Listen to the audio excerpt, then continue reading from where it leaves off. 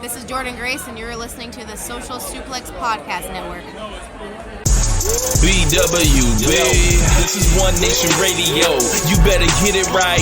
Rich Latta, James Boyd came to give them life. The Blackest Wrestling Podcast has come to kick all ass and drop it 6 feet if they kicking trash.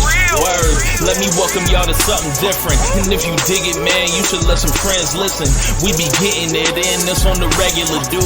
Ravish and flow, but this shit rude. See, James don't rap, so I had to break it down. The whole network, man, we coming for the crown. Raps in the columns, I keep them both covered. Making the beats too, so the listeners can bump it.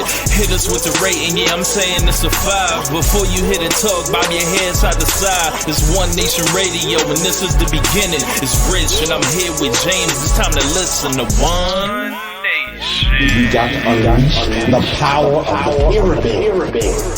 This is Mike Sempervive from WrestlingObserver.com. Check me out on Wrestling Observer Live every day. And also check out your boys, Rich and James, on One Nation Radio. This is Kenny Omega. We're listening to One Nation Radio.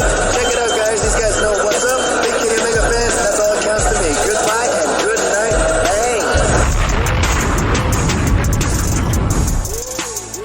Bang. Ladies and gentlemen, welcome to this first of the year super duper deluxe, some would say a double size edition of One Nation Radio.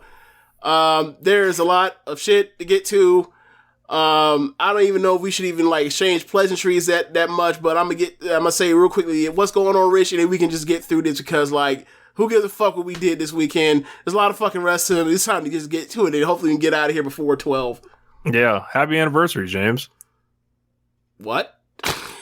See, I just said we know no bullshit, and you want to get straight to the bullshit. What do you mean happy anniversary?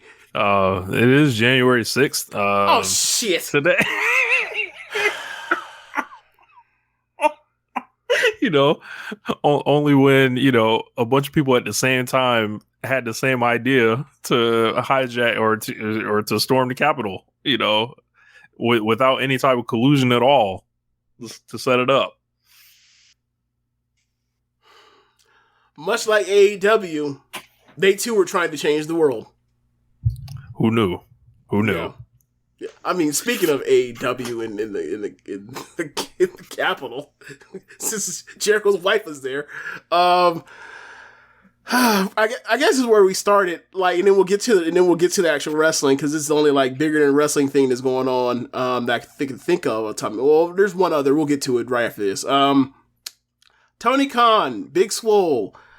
Big Swole said a lot of things. A lot of it I thought was pretty thoughtful. I thought a lot of it was just like pretty much everything we've said on this show before about when it comes to people talk about diversity, when it comes to black representation on the show. These are not the two things. I think their show is pretty diverse. Their show is missing a lot of black people at the top of the card. And she pretty much said it. She noted the diversity is a lot better than the representation of black people at the tops of these of their respective divisions in AEW wrestling. And she said that there was some improvement. She also mentioned, like, as far as the women's division, that she would like more structure because not everybody is just a fountain of ideas. Not everybody is a Malachi Black that has tons of ideas for you. Some great, some not as great. So with that, Tony Khan,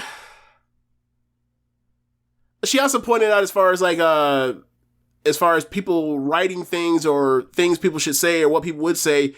I thought it was an interesting note because I asked you, like, did she say this before or after Brandy decided to call herself a black bitch on national television? And you were like, this is after. And I was like, that's interesting. I think that should be noted.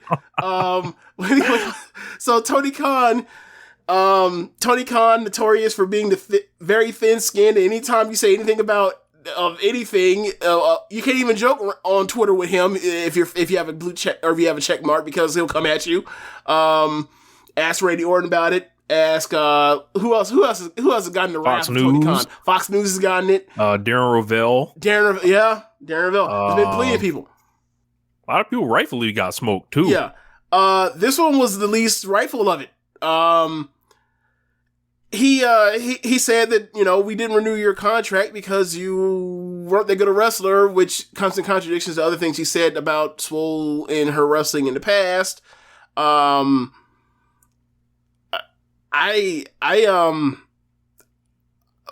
going to start this by saying this is a bad look for Tony Khan. I regardless of how good or not you think Swole's wrestling is, pro wrestling is a small town, or is a small world, and for black wrestlers even smaller. And this does not ingratiate yourself to that connection of people that you have at least made lip service to want to employ and do things with. So just from that perspective, it made no sense to me. As far as the stuff that she has said about, you know, her about her daughter, saying that she doesn't see black people on TV. And I've seen people say that, like, well, you know, what the fuck does her daughter know? I'm like, well, kids say shit. And it's not supposed to be like taken as like it's some bright, brilliant observation. It's just a point of like, hey, there aren't that many black people on the show. Doesn't mean there are none. Maybe she said it that way, but she's a fucking kid. She's not supposed to be able to articulate herself that well. So I think people have totally jumped on that. You know, so, I mean, I'll throw it to you and then we can go from there. I just think that, like, this was a bad look all around for Tony Khan, and there was no, like, and I think there are people that feel like, well, her wrestling isn't that good. I'm like, well, yeah, but sure, maybe, but like, what did it help you to say that? Yeah, I think TK had poster energy on that day. The day this happened, I believe it was the 31st. So I think the and then he used it as a promo. I'm sorry, he used it as a promo. He's like, yes, yeah, by the way, watch Rampage. Your wrestling stinks. Anyway, watch Rampage. I was like, yep. Fucking asshole. I watched Rampage. But yeah, man, I think he had that poster energy. I think the New Year's drinks might have already been flowing, and I think, you know, just looking at it from like what I actually think happened. When Swole originally like decided not to re-sign or was, you know, not brought back, whichever one you want to go with, I feel like they told her, it was like, hey, we're going to do you a solid. We're going to go ahead and let you play it however you want to play it in public. And that's why an original first Notes app thing came out. And, you know, she was pretty much like she was on a podcast. I would encourage people, if you just saw the transcript, actually listen to the podcast, because there's like 40 minutes of, you know, her talking about how much she enjoyed AEW, how much Tony is a generous guy. Yeah, I heard that part. Bunch of other stuff too. I would encourage people to check that out. But what this I is think not Britt or Bret Hart, but that's basically where we're just getting at. This is not the look. The company did her. You know, she's mad at the company. Bitterness and lemons and you know, and sourness and limes. But what I think was going on was, like, a couple weeks later after that, Swole is still a wrestler at the end of the day. And knowing some of the places that I've seen, Big Swole is very popular among certain circles on Twitter, and I've talked about, you know, on the show before, like, there are allowed sections that, and I think Dave actually brought a good point up too. There are people that will just yell diversity, put these people at the show, regardless of what it may do for the company. It'll hurt the company because they don't care about the company or anything like that, right? So, like, these accounts, these same accounts, like, are big accounts that all kind of boost all the same things. So when Swole, being a wrestler at the end of the day, she has something to promote. Obviously, she's going to talk about why she left AEW on the show for an hour or whatever. And she, you know, tells what she has to say. And I think, you know, she was well within her right to express herself, right? And talk about her experience. And I think a lot of people miss that thing. Like I don't think Swole is trying to be the authority or representative for all black people when she's saying this, like, because there are black people that disagree about this. So I think what happened was Swole did that. There was creative headlining, I think, by Fightful, who's been doing a lot of interesting things of late. I'll just leave it at that. they worded that. I don't think TK either read the transcript. I don't think he listened to the audio, and he just blacked out because he thought it was double cross. And then he went to the, well, you're not a good wrestler thing. And I think that was a miscalculation. Not for the fact, like, I actually disagree with you on this one, James, like where it says it could affect, like I thought this could, like, I agree with you at first where I was like, oh, okay, what about the people that she's friends with that may, you know, want to work with AEW and, or AEW may want to sign and all that. And then I'm like, at the end of the day, these people are wrestlers. Like, they're going to go get the check eventually. Like, people will feign the outrage, they'll do whatever, and then it's like, all right, we want to give you this bag. Oh, a word? Like, okay, like, yeah, but people, okay, there is no place that a black person can go in this country to get employed where they don't have to deal with some bullshit, right? Right. That's not where I'm getting at. As far as saying that, like, they should all go to the wrestling utopia for black wrestlers. There's no such thing. Yeah. Well, my point is, like, now it's like, now you know a little bit. Now there's a little bit more of a devil you know type thing with Tony Khan, where it's like, okay, right, the mass. It's one thing where it's like Tony Khan is like that. Yeah, right. It's like one thing where it's like Tony Khan, or sorry, Vince McMahon is like, you can go on YouTube and find him with a do-rag talking about telling John Cena what's up, my nigga. Like, but with Tony Khan is like, you don't necessarily know that. Now it's like, oh, so this is what you thought of her while you were having her employed, but when you were cutting her checks, it was all good and great, and now you're a two-faced motherfucker because, like, now she's gone and she said the lightest of criticism, and this how you act? It's like, okay, all right, okay. And this was trending. This was big. Like, I think he stepped in a landmine that was like, obviously, I don't think it had any effect on like ratings and business or anything like that. But this is like, it makes people. It's just hard to explain. It makes people love you less when there was no reason for it. Right, and this could in Tony Khan like saying this, like, that could have even hurt Swole going forward. Like, but you know, you never know. The wrestling business is strange. She could be in the Royal Rumble in a couple weeks. So like if I was WWE, she's buried because of what's happened with Cedric. Like, she has over the years, like, she has buried WWE more than she ever has Tony Khan. Even now, after this. WWE, if they want to, there's easy low hanging PR fruit to scoop right now. I recommend you call Big Swole and get her in the Rumble. And then I think that will like, if you want to score a point on AEW, right? And Tony Khan walked right into this, you do that. And then Twitter's going to go insane, I think. And you don't build her up ahead of time. She's just surprised in the Rumble. Hell, you can just use her for that night if you don't really have any, you know, interest or whatever, right? But yeah, TK totally, like, it was like there was a landmine, and he said, instead of walking around that landmine, I'm just gonna like throw a bomb on that landmine as well. So we're gonna get a mega explosion here.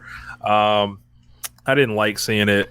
I'm not here to say whether he was correct in his assessment, but the only thing that it does bring into focus is, like you mentioned, those comments that he had put out about her previously, right? Like, I took that always as like promoter speak or whatever, building up your wrestlers, right? And then when I see this, I'm like, so like, why was she hired then? Exactly. So yeah, so it's interesting. So like, but like I would encourage people to keep in mind that, like, there was a podcast to be listened to, and for you to listen to the podcast, there had to be something. And there was a match announcement also that same day. So I feel like some of these things are loosely connected. I think it's largely out of the news cycle now. But yeah, I think, you know, I don't know. Like, as far as like the validity of what Swole was saying, like you mentioned, we brought up a lot of this stuff on the show. I think that, like, I'm pretty much like, I don't look for wrestling to solve my issues with, society at large. But I think that AEW is actually on a great path personally. So like I've made long Twitter threads about it, like back in August, I want to say, that pretty much like anytime this comes up, and this is all stemming from like the thing with the Forbes guy, like that, and that's why I think this struck a nerve so much. Forbes guy?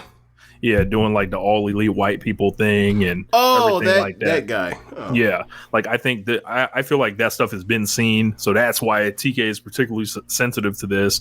And it's like, but But why are you sensitive to it though?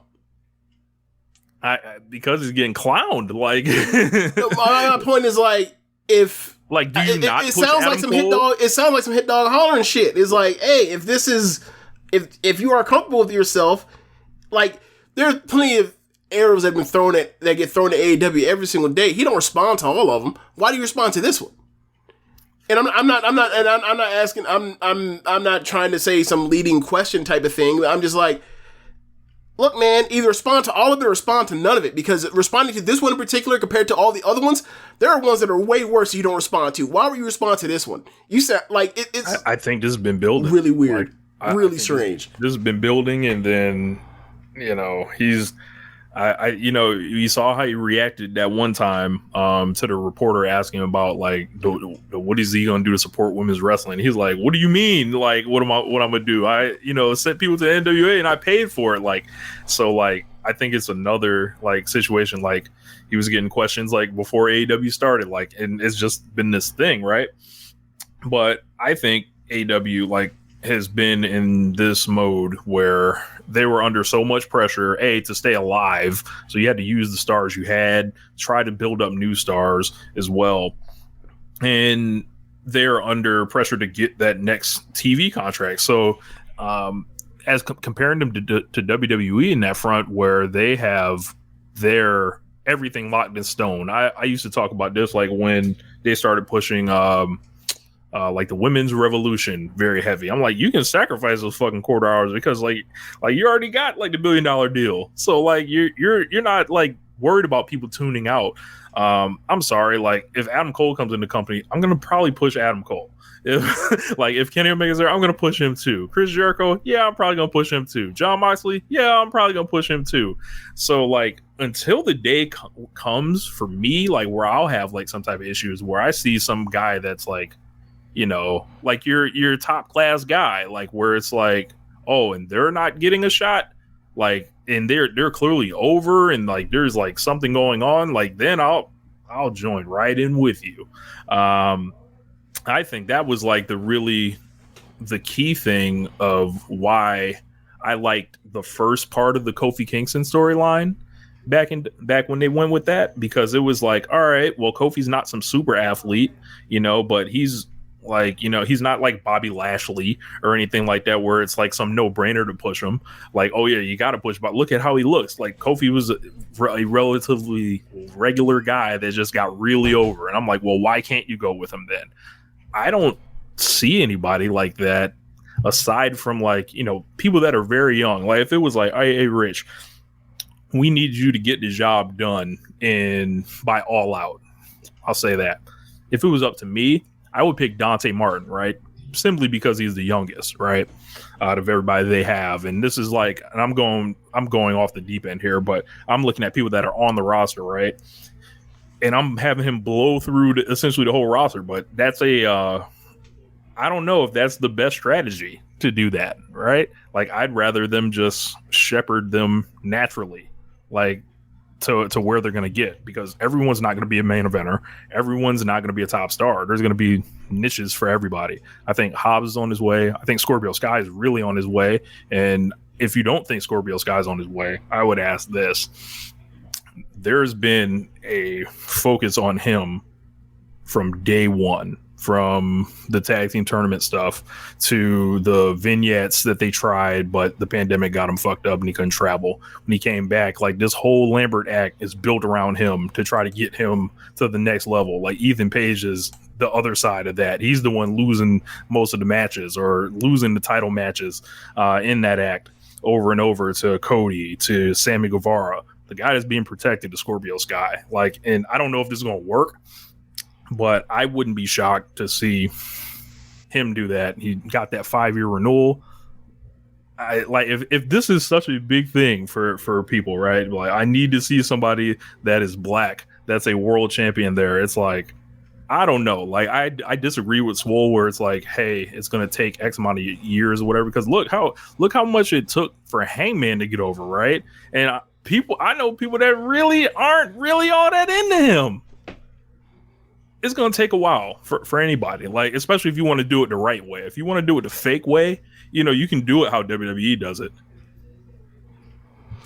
Yeah, sure. But we've seen them get in AEW. We've seen motherfuckers get over in one night. So, like, for me, like, sure, you can also get someone over in one night if you tried and like go about it and get them to a certain spot in a certain amount of time. I don't think they're in any rush to do that with anybody, and I don't really think that's the worst thing in the world that they're not willing to do that. I guess where I'm getting at is the same thing that always comes back when it comes to Tony Khan and the way he books. He does not sit through, like, he's not sitting through any growing pains, like, to get someone over. Like, when we talk to he is now. Who do you think? Jade.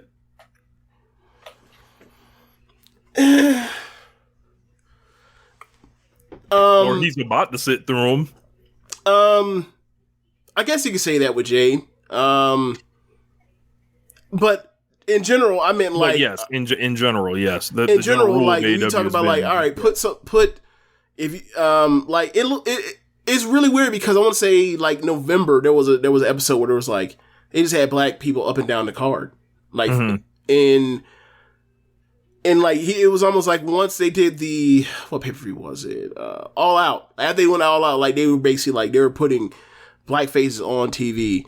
At a very consistent clip, and then like after this Dante Martin Leo Rush thing happened, I don't know I don't know if they have COVID, I don't know what happened, but like they just have been vanished from TV, and it's like I don't know, and whatever, but it's just weird, or not weird, but like it's just a thing where like I look at him and Tony Khan, and I see how he books, and it's like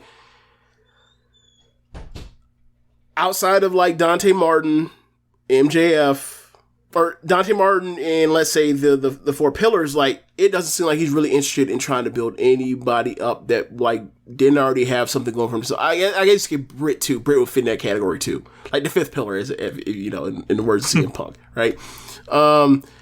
It seems like he has like a certain number of pet projects. Let's call them pet projects, and then like everybody else is like you're here, and then like if you're not someone that was like in New Japan, in NXT, in WWE, best of luck to you. And it's like, and I'm not saying that he's being lazy. I'm just like, I've seen some of the stuff you've done and some of the ways you've gotten people over, and it's kind of just, it's head scratching. And like, because obviously, you know, a lot of these wrestlers, in the way Tony Khan would put it, is like, they brought some of their own ideas to the mix, and like, it was a collaborative process to where it worked out the way it did. But it's like, how about you use some of this fucking collaborative process to get these other people over? What the fuck's going on? And like, that's kind of where I've been with them, is like, I see some of the thought process in some of the machinations, if you will, to try to get certain place from point A to point B, and it's like, or the point C and D, E, F, and it's like, why can't these certain people, whether it's women's division, whether it's you know, the Lucha Bros having to like literally be their top 5 wrestlers for them to finally get a fucking push on the TV consistently, as far as get them over enough to where they can hand them the belts, and then they lose them 5 or after 3 defenses or 4 defenses, whatever. But it's just been a really weird. Other thing. Sorry, go ahead. Or I think he made a mistake. was naming all the other black people that had won recently to justify who gives a the fuck? diversity. So check this out. So like the problem with that is, all right, you've tied that winning and losing matches to that, right? Right. So now when they and black people overwhelmingly lose on fucking television. Like, and now when they lose, it's like, oh, is this not diversity? Like that'll open the door for that. And it's like, what I've always looked at is like, all right, status. Like I always say, belts are fake. It's about your status. Like, are you a star? Are you put in big positions? Are you like keyed in like when the big shows come? Right. So like that's gonna come back. Right. And so many of their black wrestlers throughout the history of their run, like they just been, one match here, one match there. Like you might get swole in something with Britt Baker that like fucking sucks, and then they get rid of it. You have Scorpio Sky, like they have him in the tag team with Kazarian. And they do the upset over Lucha Bros, and they win the tag titles, and like that was just cannon fodder for Omega and Paige. Jade. It looks like there's an honest to goodness attempt with Jade.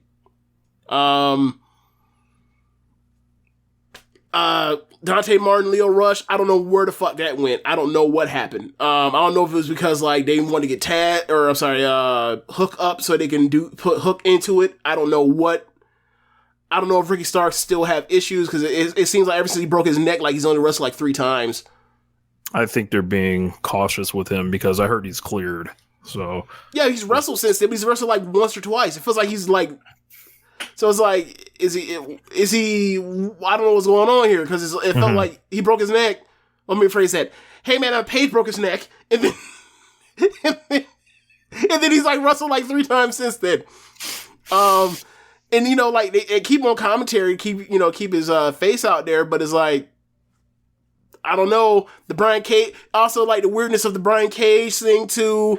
Now you talk about somebody that's disappeared, Brian Cage. Yeah.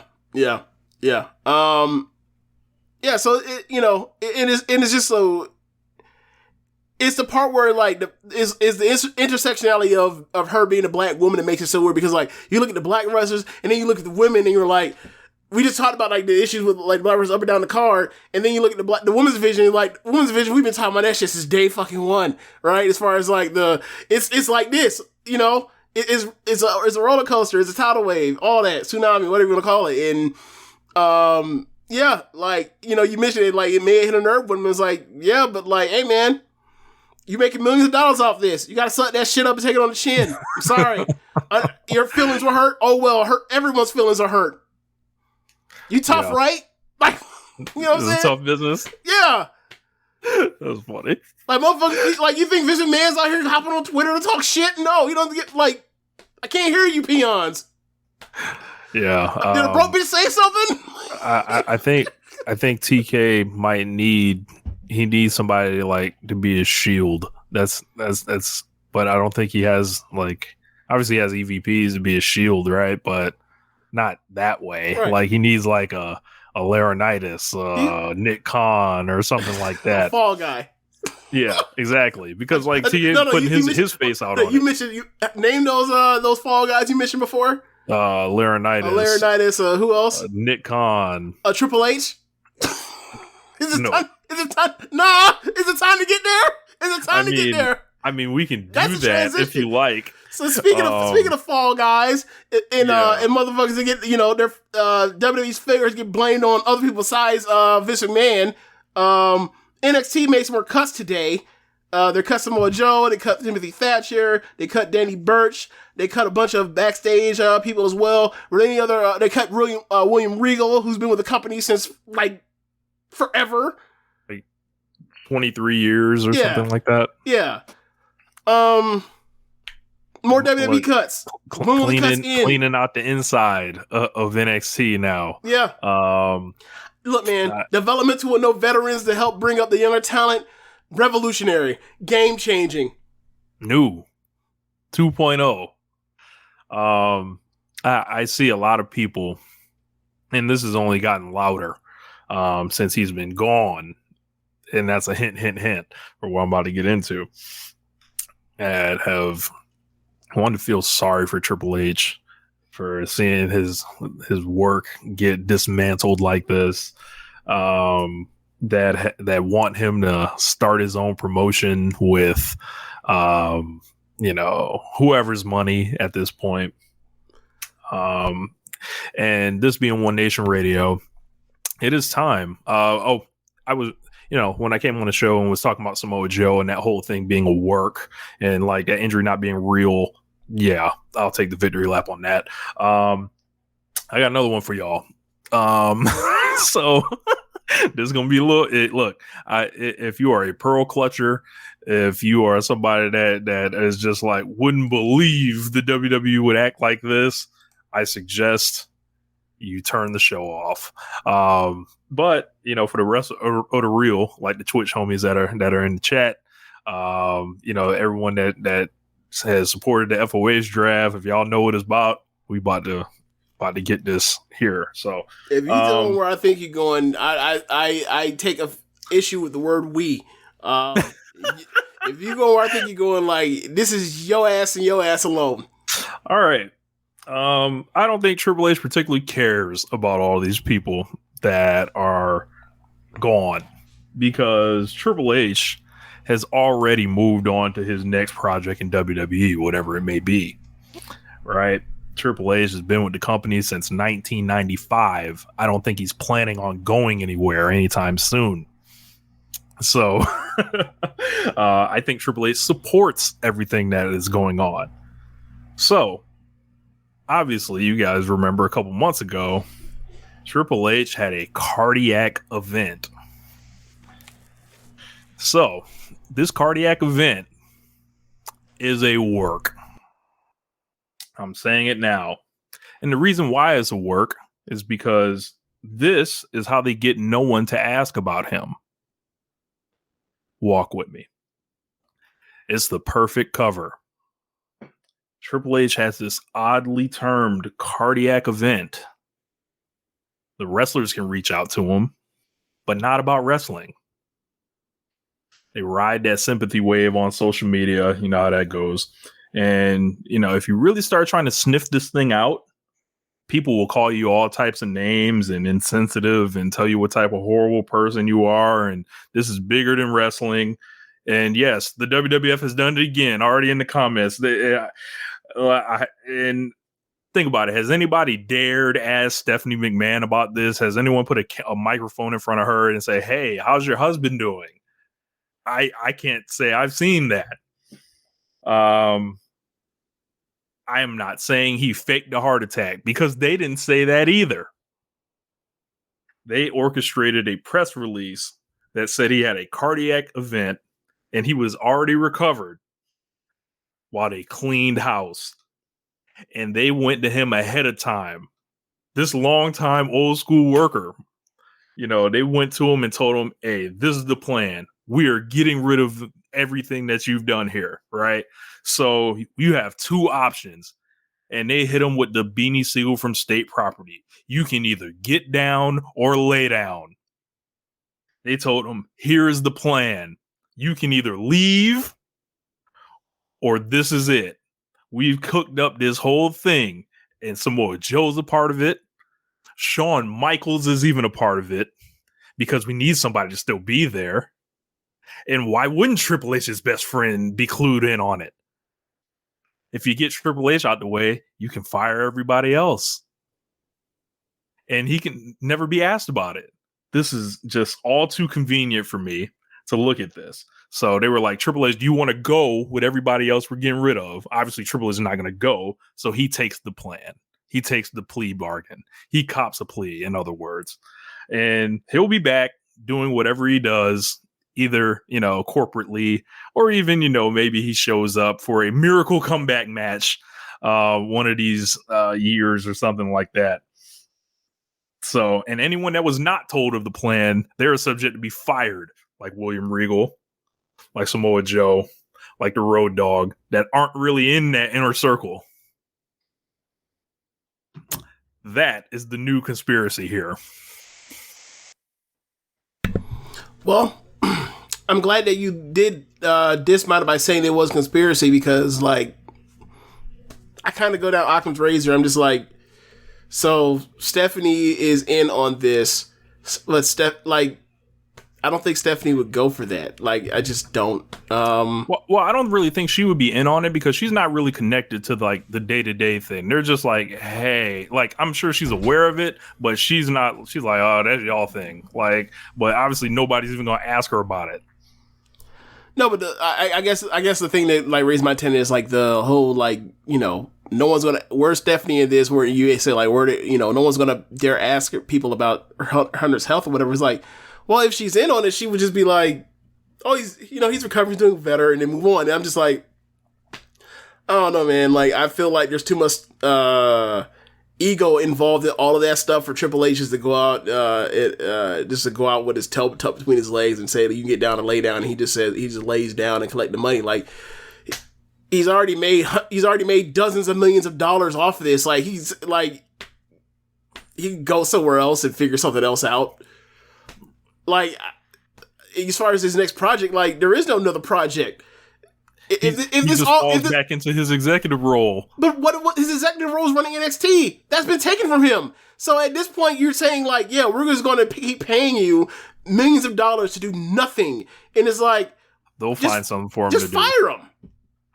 They'll find something for it to keep the family close. Like, they don't want Triple H out in the real world either. To do what? To lose? Look, you can't trust him. Like, he can start telling stories. He knows where the bodies are buried is what you're saying? Correct. Who cares?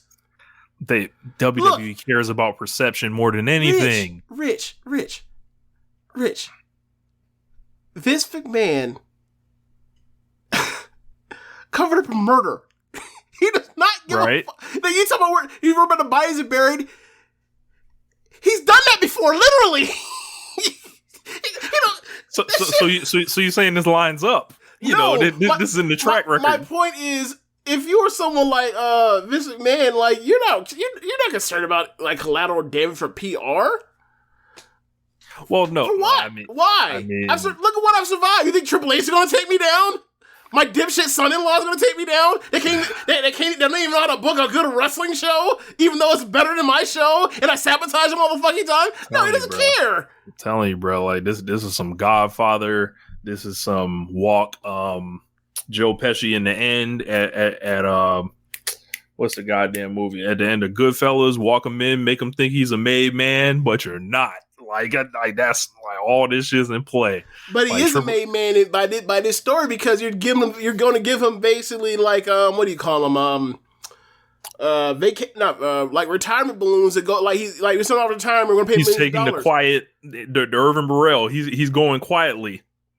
But my point is like you saying that he's not a made man. Well, he kind of is because like you're going to pay him millions of dollars to not doing anything for the rest of eternity.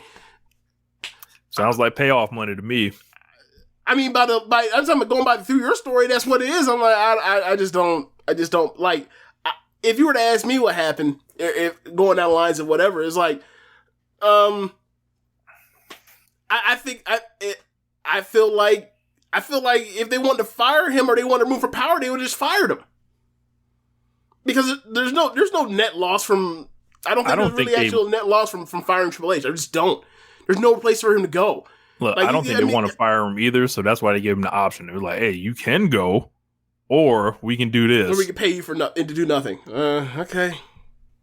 I mean, they do pay for Triple H. They do pay Undertaker to do nothing, so I guess. Austin, I'm sure he's still on the payroll somewhere to make sure he don't show up nowhere. Like, he'll never fire Shawn Michaels.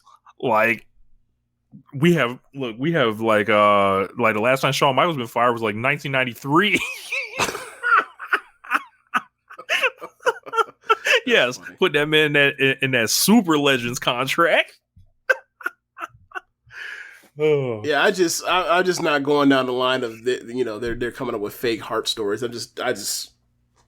They are coming up with fake cardiac events. They are not coming up with fake heart attacks. I didn't say heart attack. I said a fake heart story. Fake heart story. I just not. Yes, I am not saying that he faked the heart attack. I'm not going down that line. I want to be clear on this before someone tries to clip me. Yeah, but you are saying that he's having a fake heart condition. Look, I'm saying a press release was issued that said that it was a fake heart condition, which is exactly look, like it's not you're above.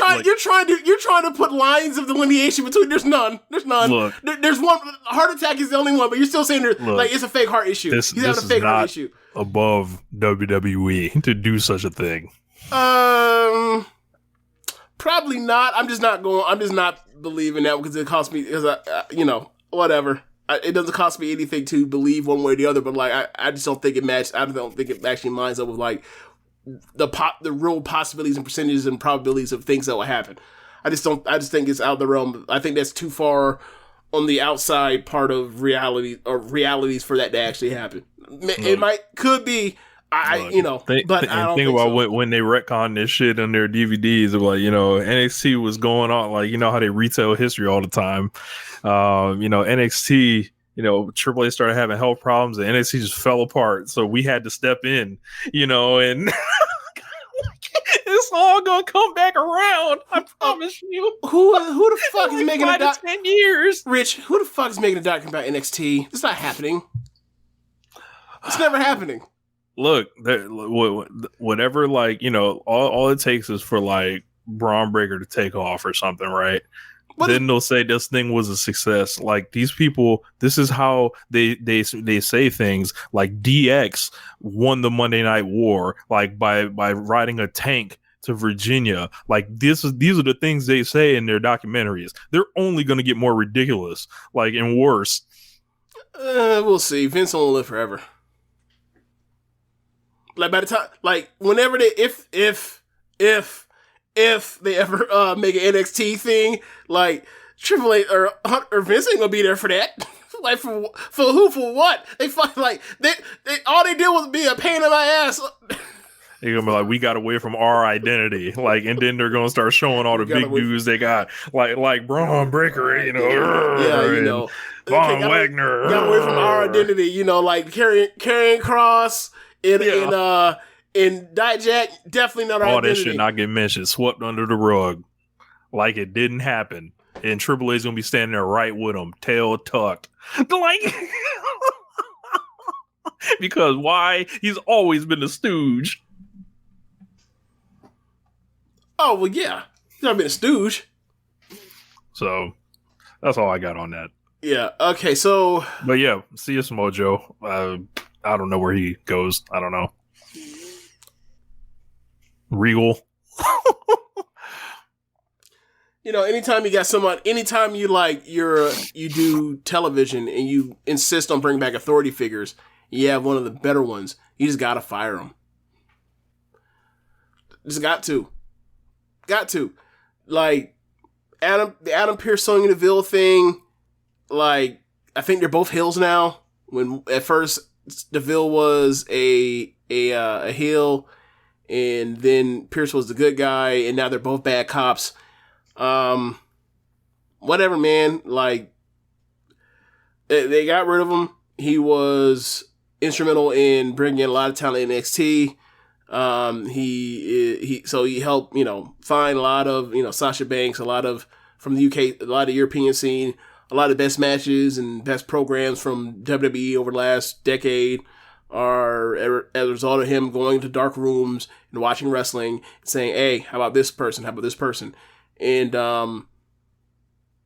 just like we talk about when it comes to, the Triple H, Tony Khan, Mr. McMahon thing of like, you tell me who has more fucking idea of what to do with professional wrestling in 2021. Regal knew what the fuck was going on.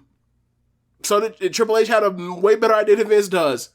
But, neither one of these people got their days from territory. Got their days territory that was the best one of the nation. In the 80s. So we are where we are now. So, also not coincidentally, I'm watching like more Japanese wrestling than ever. I don't know if those two are related. Just maybe. But anyway. So yeah, I don't know where he ends up, or if he ends up, or if he's just done wrestling. But I'm sure that there are a lot of people, especially someone that's away from television right now, that will love nothing more than to be able to see Regal backstage and at AEW. Like if you read that Moxley book, he like that is a the Paul Heyman guy thing. Like Mox is a William Regal guy. So I mean shit, the fucking Regal knees when he's in New Japan that he uses. Like so anyway, we'll see what happens with him. Like if he wants to be employed, he can pretty much get a job pretty much anywhere. Like New Japan will hire him for international scouting. AEW will sign him for just to add to the brain trust. So it depends on what he wants to do. Joe, I don't know. Might be broke up, might not be. I don't know. I mean, why would he want to wrestle anymore? I mean, he put a tweet out that made it sound like he's very excited for his future. So I feel like he's going to be wrestling. Yeah, like I don't think people like put out these type of tweets to be like, yeah, I'm about to do something, like I'm going to not wrestle, like, but I'm excited about my future. Like there were PC coaches there that were quitting, like Scotty Too Hotty, because there's money to get right now, because there's either a thriving independent scene or there's an independent scene that needs like blast from the past, like GCW. Like he walked in there, he had merch for sale, he had a match against Joey Janela recently. Like these people all want to work. There's bags to get as wrestlers. Like they're not going to just hang out. Okay, so if Joe wants to wrestle, he can wrestle anywhere he wants. That's not really the thing. It just more or less seemed like, given the last 2 years or so, it seemed like he didn't want to. So we'll see. I mean, if he wants to work somewhere, Impact will hire him in a heartbeat. Hell, I mean, I'm pretty sure Tony Khan would give him a job. Can you imagine the promos between Joe and Eddie Kingston? Good God Almighty, man, that'd be pretty fun. Like, because it's fun. Like, it's fun to talk about, like, CM Punk right now and Eddie Kingston and Dan Lambert and MJF and John Moxley when he was before he left TV. But like, I'm sorry, bro. Like, I still think the Samoa Joe's still the best promo in the world. When he just ain't been able to do it. The shit he says, and people just come off like, I just want to see one of them like slap the shot the other one. Like, so yeah, it's gonna be better time. Like if he's in AEW, he'll be better. Like people gonna love him too. It don't matter how good his matches are at this point anymore. He'll just be able to talk people in the building because like he's just that kind of gifted, talented person on the mic. So if he wants to wrestle, sure. I think he would come off. I think he'd be better utilized as a manager for somebody. But like if he's the manager for Wardlow, I think that could work. If he's a manager for like Dante Martin, that ain't gonna work. Because like he's more physically what's the word? He's more physically menacing or tiring or imposing than Dante Martin. So they got to pick the right person for whatever he does. If he's gonna be a manager or a someone that talks or whatever else. Like maybe he maybe he ends up going to broadcasting. I mean, he was already good at it before, even with Vince, in his ear trying to get him to suck. So we'll see. The options are limitless for him because he's such a good talker and such a good mind for the business. Yeah, we'll see what happens with him. I don't think we've seen the last of him. I don't think so either. But should we take the plane to Japan or man, how you want to do this?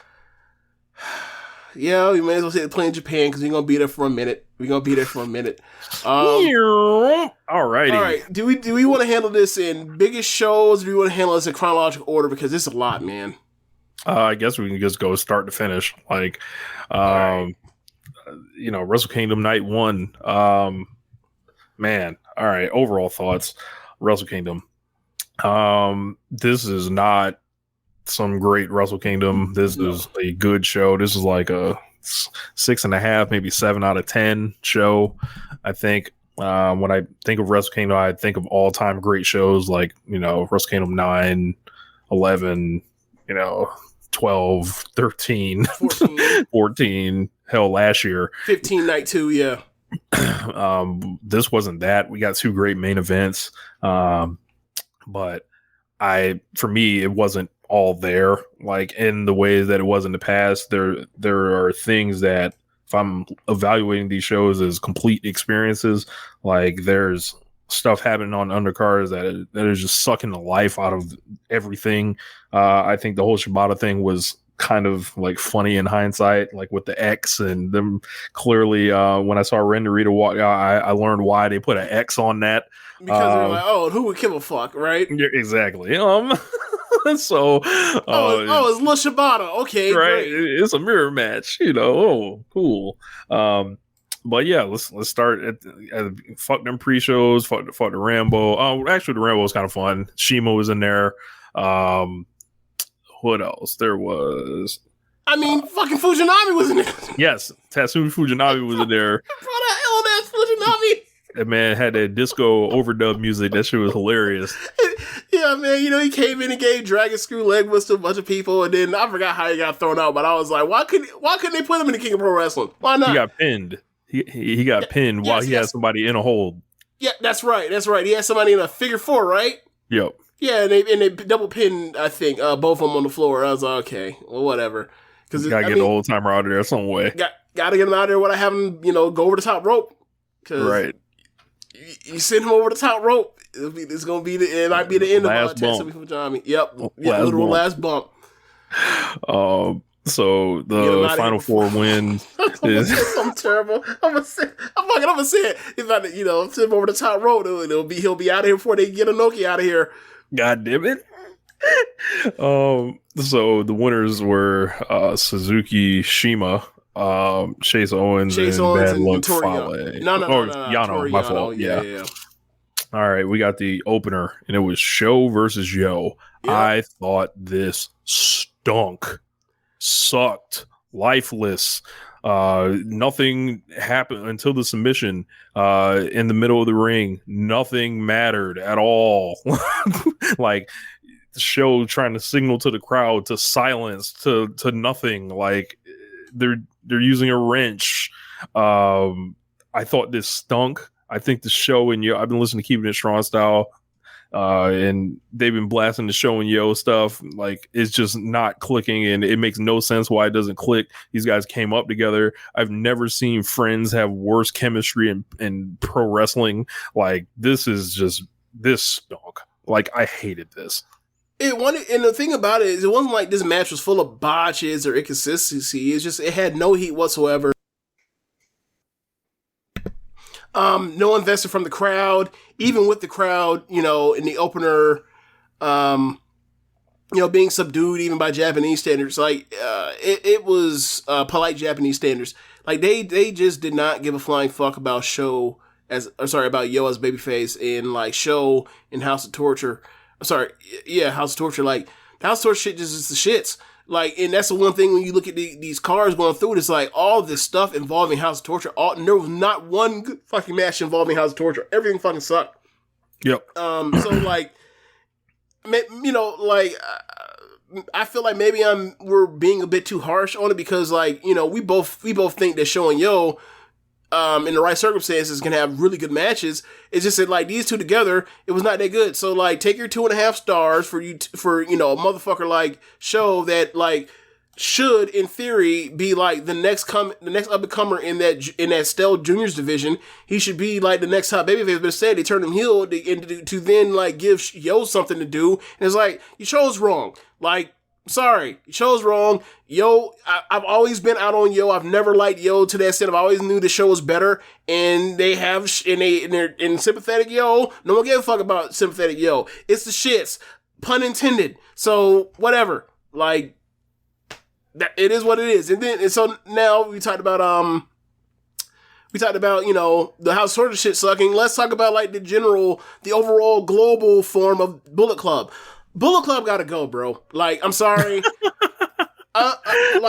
I understand that Bullet Club has done a lot for them, and it was more than it was, even, it was hot even when it was the Elite, and, they always had this history of having, shitty matches or tons of interference, tons of, all that kind of stuff. I'm sorry, man, but, like, when you go out here, second match on the show, and you have a trios match of Tanahashi, Rocky Romero, and Taguchi versus Kenta, ELP, and Ishimori, and, like, the whole thing is built around, like, it's all an angle to set up the match in the semi-main event on the night 2 between Tanahashi and Kenta, where Kenta brings out the kendo stick, he uses it, it sets Tanahashi off, he gets hot, and then he steals the kendo stick and he keeps using it, and he even cheats in front of the ref. Like, fuck out of here. That's a Raw finish. This is Wrestle Kingdom. Like, I'm sorry. I know that you sold 2 shows being Wrestle Kingdom, really 3 shows being Wrestle Kingdom.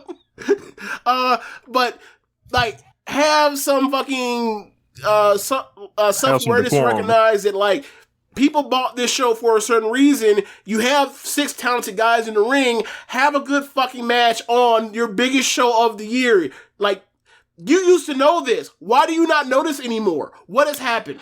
So I hated this too. DQ. I was like, what the fuck is this? A DQ in the Dome, Rich. Yeah, I was just flabbergasted. Like, and this isn't even just going to be the worst thing that I. You know what the worst part about this is? This match was still better than showing the match before. Well, yeah, El Phantasmo was entertaining. So yes, because he keeps, like, how Dean Malenko is a man of 1,000 holds. ELP is the man of 1,000 back rakes. Like, every fucking match, this fucking guy, him and he gonna get it in, and even Ishimori has got in on the elaborate back rake. Like, even he found a way in night 2 to do it, but, like, yeah, he came a new way to, like, I don't know if it was night 1 or night 2 where, like, ELP is doing, like, the luchador jump from the middle rope, jump to the top rope, jump back to the middle rope, jump top rope, like 3 or 4 times, and he jumps off, and instead of coming off with an arm drag, he back rake. I fucking howled, I popped, he's one of my favorite shithead wrestlers in the world, props to him, but yeah, like, this this match was meant to be fun, and then, like, it seemed like they were going to head to a nice finishing stretch, but nope. Kenta said, "Look, man, I already did my real wrestling on that Noah show in Budokan Hall on 1-1. If you want to watch some real work, go watch Noah. Where the real is. If you want to watch the real shit, watch Noah. Like, this New Japan shit, this is for the checks. You want the real wrestling? Watch the Noah match. Throw it from the top. Wow. Anyway, it's like a 4-star match. That's funny. It's like a 30-minute 4-star match with 6 guys, and, like, I got worked into thinking a shoe was breaking out in the first, like, 5 minutes of the match between Kenta and some big blockhead ass dude. But whatever. Like, Kenta did this, night off. He needed that. Zach is enjoying this burial. He needed that night off because of what happened. He had to rest up before, he had to rest up his face for what he was going to do in night 2. But, yeah, man, like, it was really disappointing. And, like, yeah, Hiroshi Tanahashi getting DQ'd in the Dome. Yeah. What? Yeah. Move on. 6-man tags. So these guys come out. I think this is going to be good. I like all these guys. United Empire. This is a hell of a 6-man unit. If you've ever seen any of their work, LIJ always great in 6-man tags. Yeah. What do we get? Will Ospreay not tagging into the end? What do we get? Tetsuya Naito, full T-shirt Naito in the Dome. T-shirt in the Dome. T-shirt in the Dome, Rich. Sonata showing up wearing the same gear he's had on since 2019. It looks like Bushi. He literally wore that. Doing him. Literally in the G1 in 2020, he wore that. He was wearing that same gear. I don't know about 2019, but he was literally wearing the same gear. It might have been 2020. He was literally wearing the same gear in 2020 G1.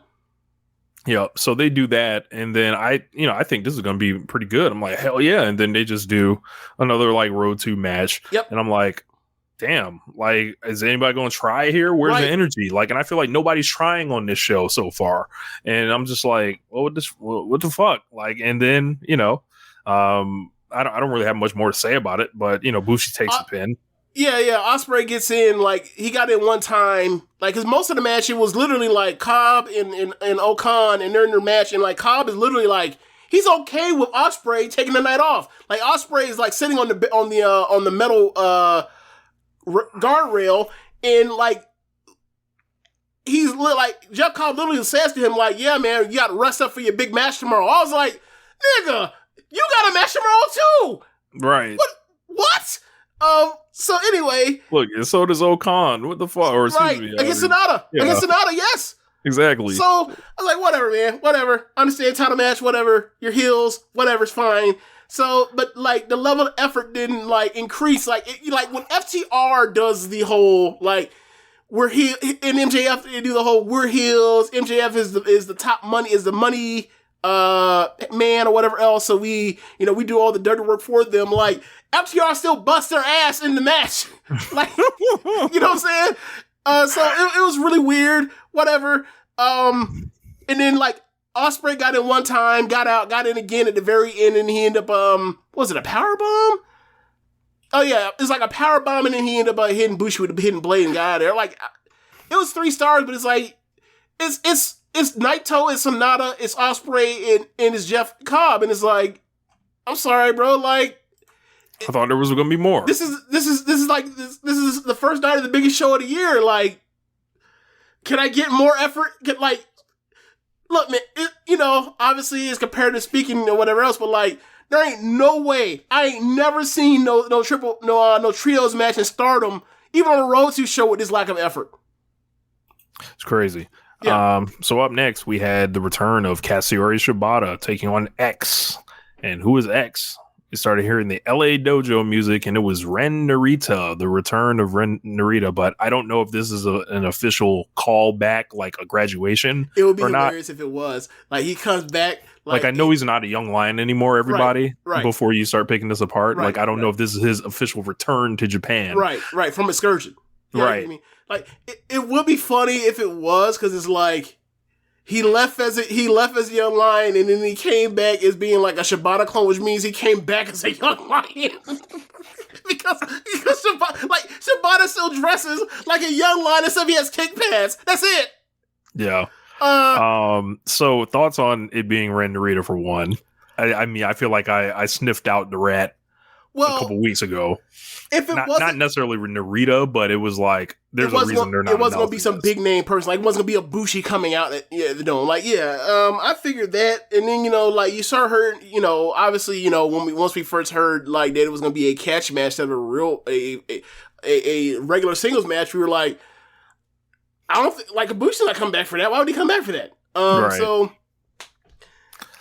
and apparently this is a whole gimmick. Like, this is a thing. It was all designed for Shibata to look like this tough warrior. He's going against like the office's wishes and all that. Oh, like, so it wasn't work. Yes. Okay. So they have the match. Okay. Go ahead, sorry. Go. I was gonna say the match is solid. Like very good match. Everything's I mean, Ren Narita can't really hit Shibata, that's the thing. That's the thing. Like, I gave this match. What did I give this match? I gave this match 3.25, and I see people on Cage Match giving this 4 stars. I'm like, y'all gotta be caught up in the fact that Shibata's back, because like this match is like a very well wrestled mat based match, while one person like is wrestling, while Ren Narita is wrestling a catch rules match, and obeying the rules. Aside from like, Shibata is actually having a full-on match. He's beating the fuck out of Ren Narita, and Ren Narita literally is like, he's basically told backstage, you're not allowed to hit him above the neck. You're just not allowed to hit him above the neck. You hit him in the chest, hit him whatever else. You're not allowed to hit him in the neck. So basically, you're basically in a catch match. Shibata, but you have to go against Shibata, who is bigger and stronger than you, and more savvy than you, and you have to wrestle handicapped, because he gets to go and beat the fuck out of you and drop in. Well, he didn't drop him on his dome, but if he wanted to, he could have dropped him on his dome, and he could have hit him in the head, and he beat the shit out of him, and palm strikes and kicked him in the face in the corner, like he does all this Shibata shit. I'm just like, okay. I was like, it's still very good, but it's like, I was like, all right, it's cool. I wasn't going crazy over it or anything. When Shibata said fuck that, it's a regular rules match, I was intrigued, and then I saw the match, I was like, oh, y'all just said this. He's still being protected, he's not allowed to do certain things. Like, This more or less like the shit we imagine is happening like at the LA Dojo where he's being shut at people and he's not allowed to get it back. That's right. This is exactly what we expect is happening. Literally between the fucking Hindu squats is this right? There's a training match. That was funny. Yes, it's like great grappling, fast, athletic, quick rope running, a little bit of rope running, but ultimately it's like it's Shibata beating the shit out of them kids and the kids can't do nothing back. Yeah. It was cool. Hopefully Shibata can, I'd like them to drop the gimmick and just if he can wrestle, let him. If he can't, don't. I don't know. My question is, I wonder how long and how many matches he can get away with doing before the crowd realizes, oh yeah, he's not actually really doing singles matches and doing big bumps or any of that kind of thing. Do you think people won't care that it'll be okay with him more or less doing exhibition matches? They would have to do it sparingly. Only based Dominions and Wrestle Kingdoms. I think if you put him on a more regular schedule, people then I don't know. Maybe you want to get it to the point where they know, and then have somebody cross the line with him.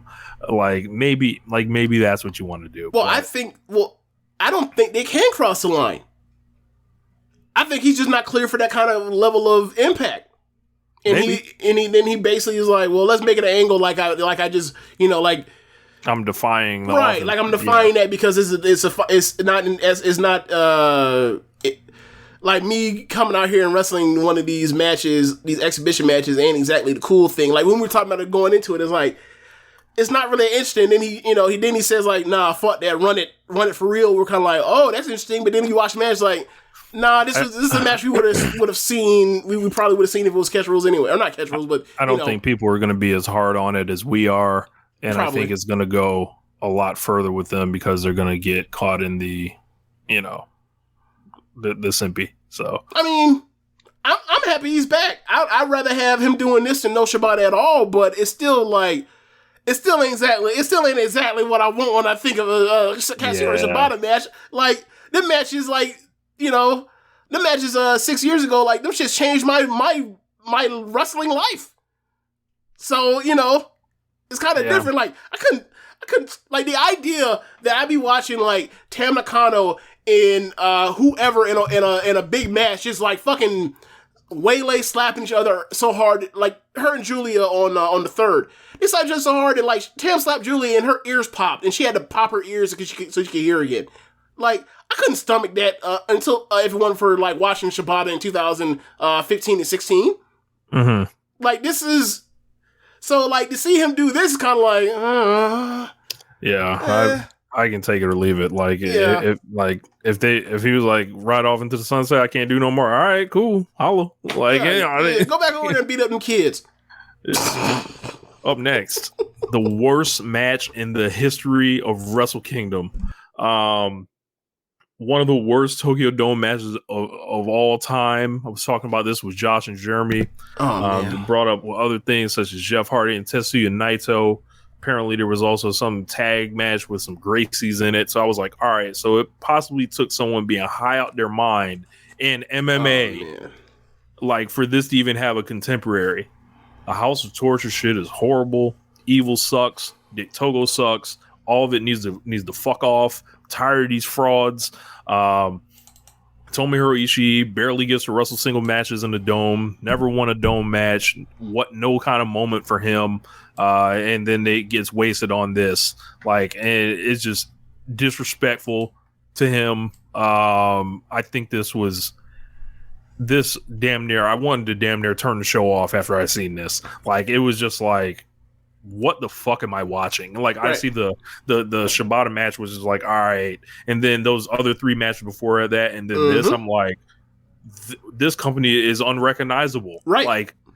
What the fuck is this? These are all the same people that have watched and seen Wrestle for the last 6 years, but they are doing shit that makes no sense compared to the things they've done before. All this shit is substandard. Yeah, man. To see. I mean, it's just has a 1.94 on Cage Match. I mean, people are angry at it. People are angry at it.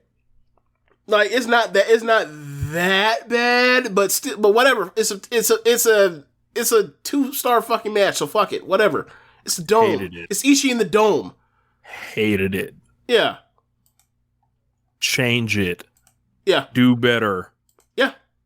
Like, and then like this was for a belt, so Evil is a champion again. So like, tie up the Never belt and nothing. Like, yeah, like, and then he's supposed to be that like the Never belt was like a saving grace for the company the last 2 years after they've done all this nonsense with the top belt or whatever else, and they put, they had it on Tanahashi, they had it on Shingo, they had it on Ishii, and now it's going to be on Evil, who like is literally like the antithesis of the Never ethos, and it's like, I see you got heat, great. Like, don't you think this fucking company gets enough heat? Like, this is also a mistake I made. Do you listen to English or Japanese commentary? English. Listen to English. Hey man, Charlton and Kelly do a great job. I'm sick and tired of the English commentary. It is always they never figure out the volume levels. Like, I could tell. I didn't even listen to it yet, but like, listen to Dave Meltzer talk about it on Observer Live. I guess it was yesterday, or last night, whatever. I heard how loud their volume was, how much louder it was than the crowd, and I was like, they fucked up the volume levels. I should probably switch over to Japanese. And I was like, you know what? Whatever. I'll stay where it is. I'll keep it where it is. And I'm listening to it, I'm like, their volume is so much higher than the crowd, which means they fucked up the volume.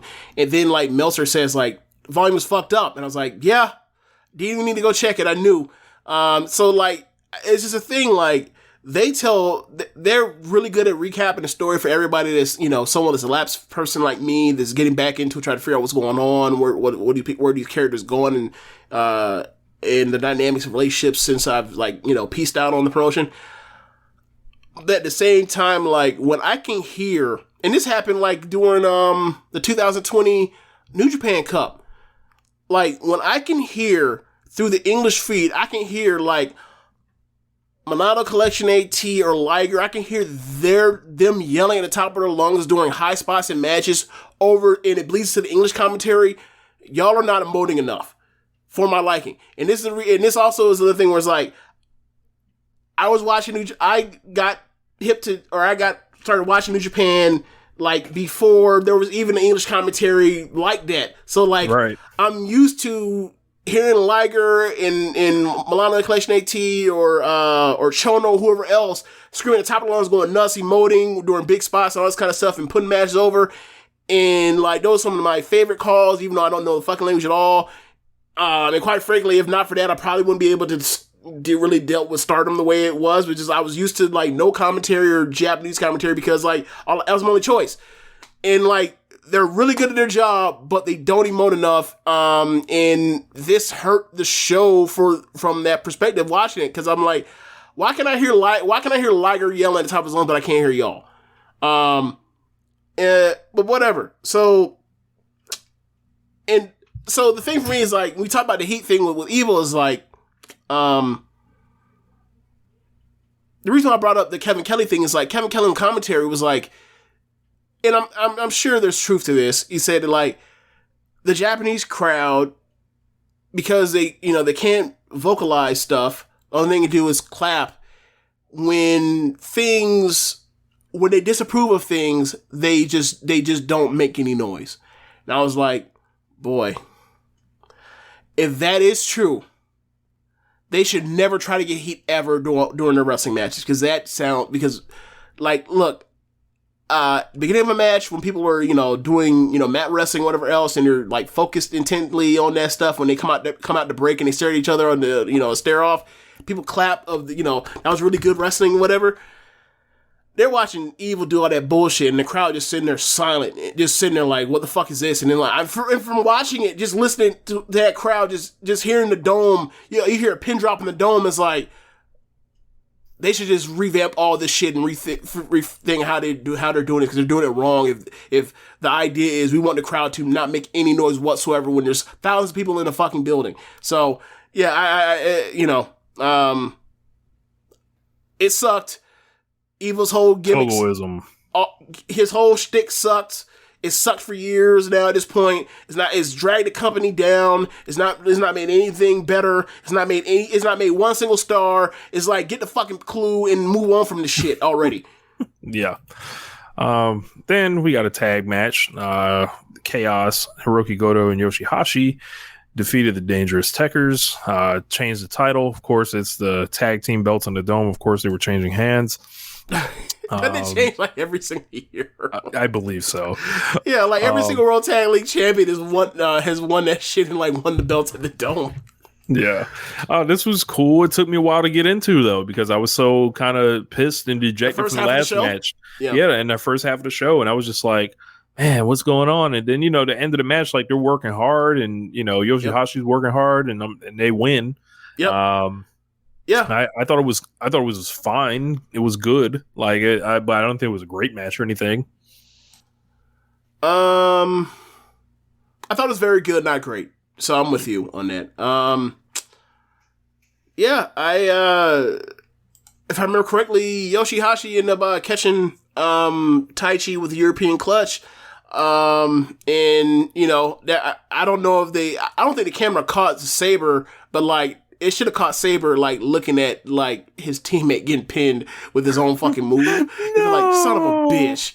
This fucker has copied my style. But either way, like Taichi with because of Sabre and Dangerous Techers and Ishii, like this man has gotten less and less away from the original Taichi shit and actually wrestles now.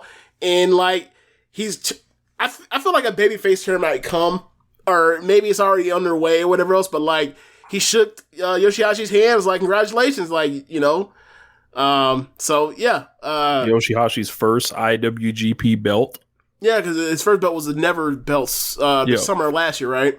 Yep. He's kind of completely rebuilt his career. It's just like someone that works really hard. Yeah, like it's amazing. Like all this shit started sucking. He's one of the few reliable people that goes out there and tries hard every single night and like tries to have good matches for the people. And like now they're giving him something. It took me years, but like.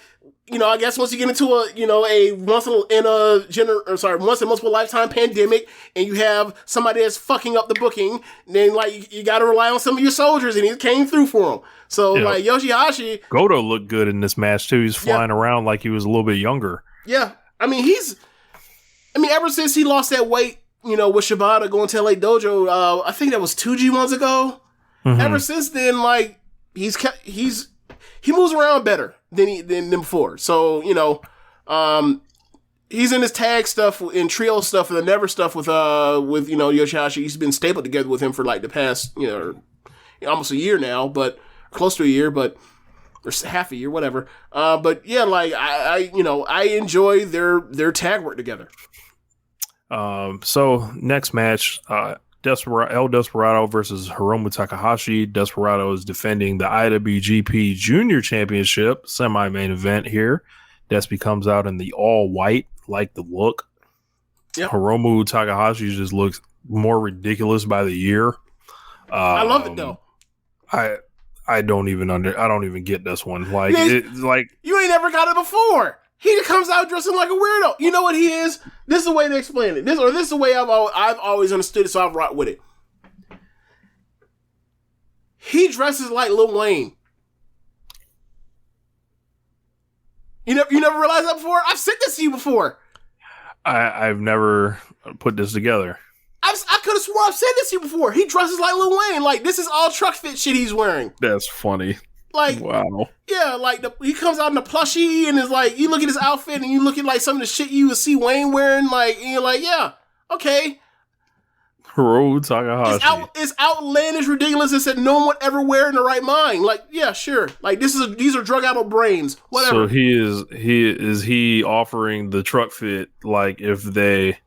No, I'm not even gonna go there. Don't do that. Don't go there. Don't go there. No, sir. But as far as the match goes, they went like 16 minutes. It was a great match. Was it a super match? Pretty good. It was great. It wasn't super. I'm just gonna say it. People not gonna like me. Whatever. I'm just never gonna be that into Desperado. I'm sorry. Like, I've seen the peaks of the junior division in the last couple of years. Like, you know, it's nice they've decided to make a star, and it's a big win for him. Not saying any of that. He doesn't leap off the page at me as this like electric once in a lifetime performer like a Hiromu Takahashi does, like a Ricochet did, like Bandito, like Will Ospreay, like, you know, guys that have been in the junior division. Shingo, like, it's like, all right, he's who you got for now. Like, so it's cool, it's good, you know, it'll do, it's serviceable. It was below the level of the standard semi-main event of a Wrestle Kingdom show. It was. This is true. It was still great. I gave it 4.25, but you know, like especially after what they've done before, like this wasn't even close to their best match. Like that match they had at the Best of Super Junior final going into 2000 or in 2020. That match was awesome. Like that was like that last 10 minutes of that match was fucking off the charts. This was not that match at all. They didn't even try to have a peak like that. Not even attempt. But it was a great match. You know what it kind of reminded me of, like in a way, and I would have thought I should have told Josh and Jeremy this like off the air, but do you remember when Kushida had his last match in the Dome before he went to WWE? Yeah, and it was just a dominant win by Ishimori. By Ishimori. And I think this was obviously this peaked at a higher level, but I think the idea was the same. It was only 16 minutes. Despy like beat him with 2 Pinche Locos. It was like trying to show you the dominance. Like Rome maybe on his way out of the junior division. Good. And I think this was like, you know, in a way they wanted to send Ishimori is going to be, you know, who we're with going forward. I feel like they're trying to send the same message here. Rich, the last 2 Wrestle Kingdoms we've gone into, it's all been about Hiromu's here. The champion is fucking here. Yeah. And the champion is trying to retain to get to just here. Right. Now Hiromu's here. So yeah, like, it's time. It was time last year. They just didn't do it. Yeah. I remember 2 years ago, Will and Hiromu, my God, that match was so fucking great. Like, this was just like, so like when people were like, you know, Despy is just this big, you know, I'm like, all right, man, like, cool. Like, he's for y'all, I guess. if they want to rebuild the division around this version of show, Desperado, Eagles. Do you actually think Romero's actually retiring? Rock Romero? No, he's not retiring. Yeah, no way. It's a storyline. Right? Okay. Like if they're still if they're building around that, they need to get Hiromu out of there because like he's already wrestled all them dudes. I get them Noah Juniors in there. Well, I mean, if they want to send Kiyomiya in there, like then maybe just maybe you keep, you know, Hiromu around for like 1 or 2 more matches. But outside of that, it's time, man. Like he is holding that division up. Like I don't even know how to explain it. Like, you know, he's like Texas football, except successful. Damn. Like, damn. Is this like the Big 12? It's cool. It's all right. Like Oklahoma State, they have some good years. Oklahoma's always great, right? You have some fun years at TCU with Baylor or whatever else, but make no mistake, we fucking here for the breadwinner, which is Hiromu Takahashi. Like, if he wants to leave and go to that CC, what they gonna do then? JML mentioned that El Lindemann may be coming in too, so. Oh yeah, okay. Well, here's my question. All the Strong Hearts guys. If they're gonna bring in Lindemann and all the other Strong Hearts Glate guys, then like, you know, I actually learned today yesterday or during our Wrestle Kingdom it's not Glete, it's Glate. So whatever. Spell it like Glate then, like plate with a G. That's Glete. That's not Glate. Yeah. Anyway, I'm getting on our Japanese brothers and sisters for not spelling English right. Like, who gives a fuck? Whatever, man. It's Glate. Nigga, you trying to spell some kanji, nigga? Like, right. I'm an asshole. My bad. But anyway, if they want to put all those people in, why not put? Maybe it's because they're going to do the King of Pro Wrestling thing with Shima and Suzuki, but like put Shima in the juniors. Or do they feel like he's too old to be in juniors? He's probably too old. Yeah, probably too old. Okay, whatever. I'm just saying, like they could use them all three of them in Strong Hearts. But we got main evento time for night one. The only thing that actually played to the standard of what it was supposed to be on the card. The only thing. Gotta say the album, like, and I don't even know. There was no that saving. night, Look, this night one, no. Look. One is definitely a fringe match of the year contender by the time we get to 2022, like December 2022. It'll definitely be one of the 50 best matches of the year, right? But at the same time, like even if they had gave you Okada Omega 1 or 4, it still wouldn't have made up for the 9 fucking matches we sat through because all that shit was substandard to the level. Substandard conditions that T.I. was talking about. Remember when Russell Keenan used to come out here and it would give you like 6 4.5 star matches? A 5-star match, a 4 3/4 star match, and like anywhere from 3 to 4 other 4-star matches. Remember that? Yes. Remember those days? Like those were the days where people were just complaining and unhappy about in New Japan. Look, how about it now? Yeah. Those people were trying to convince you how good this is, but Shingo and Okada. Okada comes out. He's got the big gi on with all the inscriptions in it, like history of New Japan, his accomplishments within it. Has the V4 belt, fresh blonde dye job on the hair. Comes out. Shingo comes out. I think he has a new jacket. He has a pretty nice entrance as well. And they have a great match. I think I was 4 3/4 on this. That's what I gave it to. And I didn't like Okada's gear. I thought he looked like Naito, but Oh, because of the red, the red, and then the black. Okay, red and the black, yeah, and then like the little trunks. Like it seemed like a primitive version of the Naito outfit from like 2017 or something. But yeah, I thought they had pretty good chemistry. This is I figured Okada was winning because why wouldn't you at this point? Like you look at how all these nights are advertised, you see who's fighting who, and I'm like, So it wasn't no real big shock for me here, but I did enjoy this match a lot. I wish we could one day get a Shingo and Okada match with a crowd making noise because both of their styles are suited for that. Yeah, I think especially Okada's. Like Okada's, it's took him some time to kind of figure this out. It really has. Like he's had some matches that have been like out of this world since the pandemic, but it's been a lot in between that has been to that level, and he's still trying to figure this out. And I felt like this kind of back-to-back dome matches. It felt kind of similar to Wrestle Kingdom 14, but one of these, like, once we get out of this pandemic, people are going to like almost, he's healthier now compared to last year, but like people look in great shape too. Yeah, people, and I mean, to be fair, he looked in great shape in the G1 too, just like we just wasn't watching. yeah, he's had this whole thing, like his neck smaller, all that shit.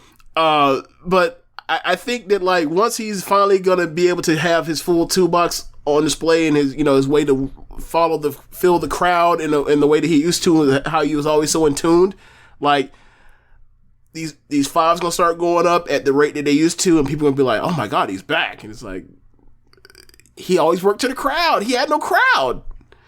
So we'll see. Like, this is an excellent match. But the thing with them is like, you could argue this is like their third best match together. Because like they have 3 matches that are like 4 3/4 or 5. Like I think the one in the G1 from 2020, I think that's their best match.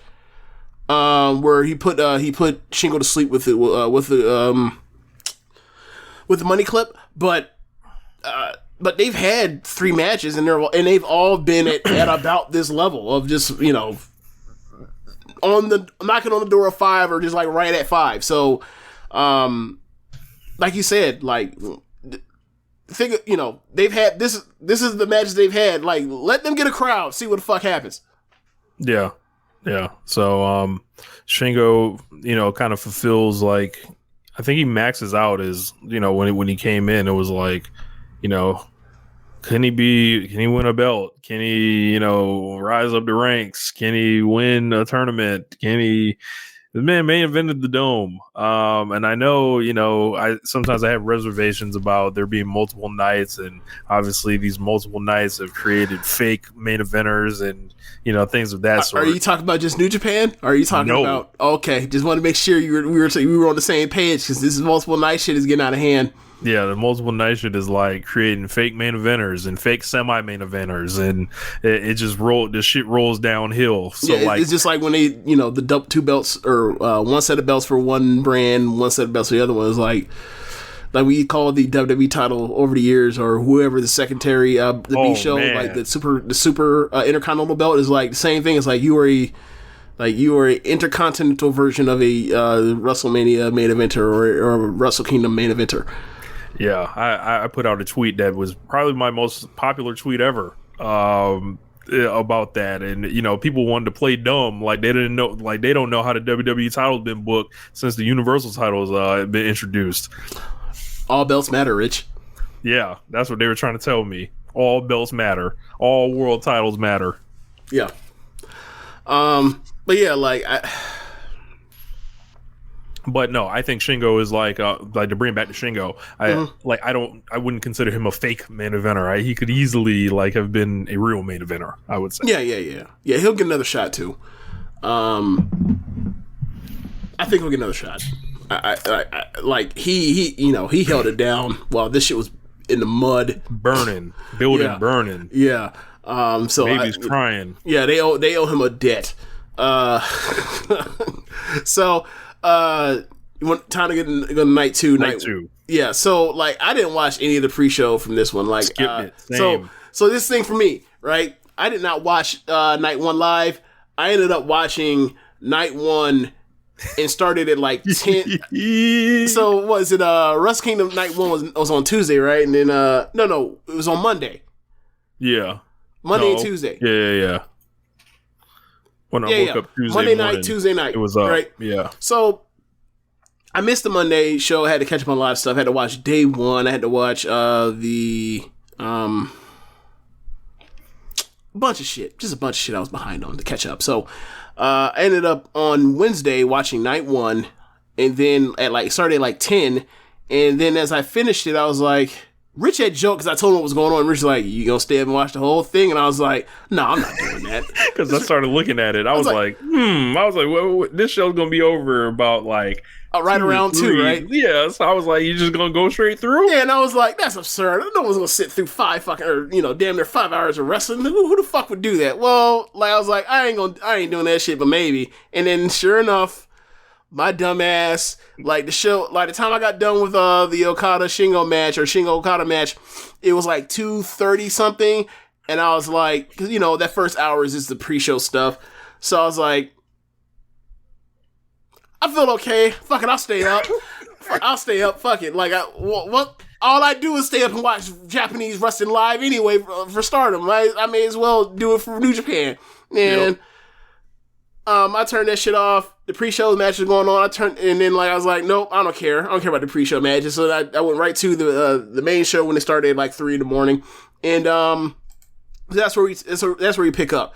So triple threat match for the juniors tag titles. Tiger Mask and Eagles versus Rocky Romero and Taguchi versus ELP and Ishimori. I like this match. I think there's goofiness and shenanigans in this match, but I ended up enjoying it. You had everybody wrestling, for months. They've had ELP out here, doing the loaded boot gimmick, and he's like, nah, I just been super kicking trees in the Canadian forest. fucking asshole. So Yeah, that's been his gimmick for like a year. So they got Ishimori up out of there, out the ring, and then all four of them grabbed a limb, and then one of them, I think it was Eagles. He exposed the boot and then produced the loaded metal thing that was in his boot, and they ejected Ishimori and ELP out the match, and then it was just a tag match between Eagles and Tiger Mask versus Mega Coaches. And at the end, Robbie Eagles ended up putting Romero in a Ron Miller special, and got the pin, or got the submission. I ended up liking this match. What did I end up giving this thing? I had 3.5. Yeah, I don't remember what I gave it, but I thought it was I thought it was a good opener. I thought it actually had more energy than the previous night's opener for sure. By a lot. Jesus Christ. It wasn't even, it's like, this show gets a lot more goodwill from me than night one. A lot more. So, second match, special Stardom match, Mayu Iwatani and Starlight Kid versus Tam Nakano and Saya Kamatani. And Stardom saved the dome. I mean, kind of.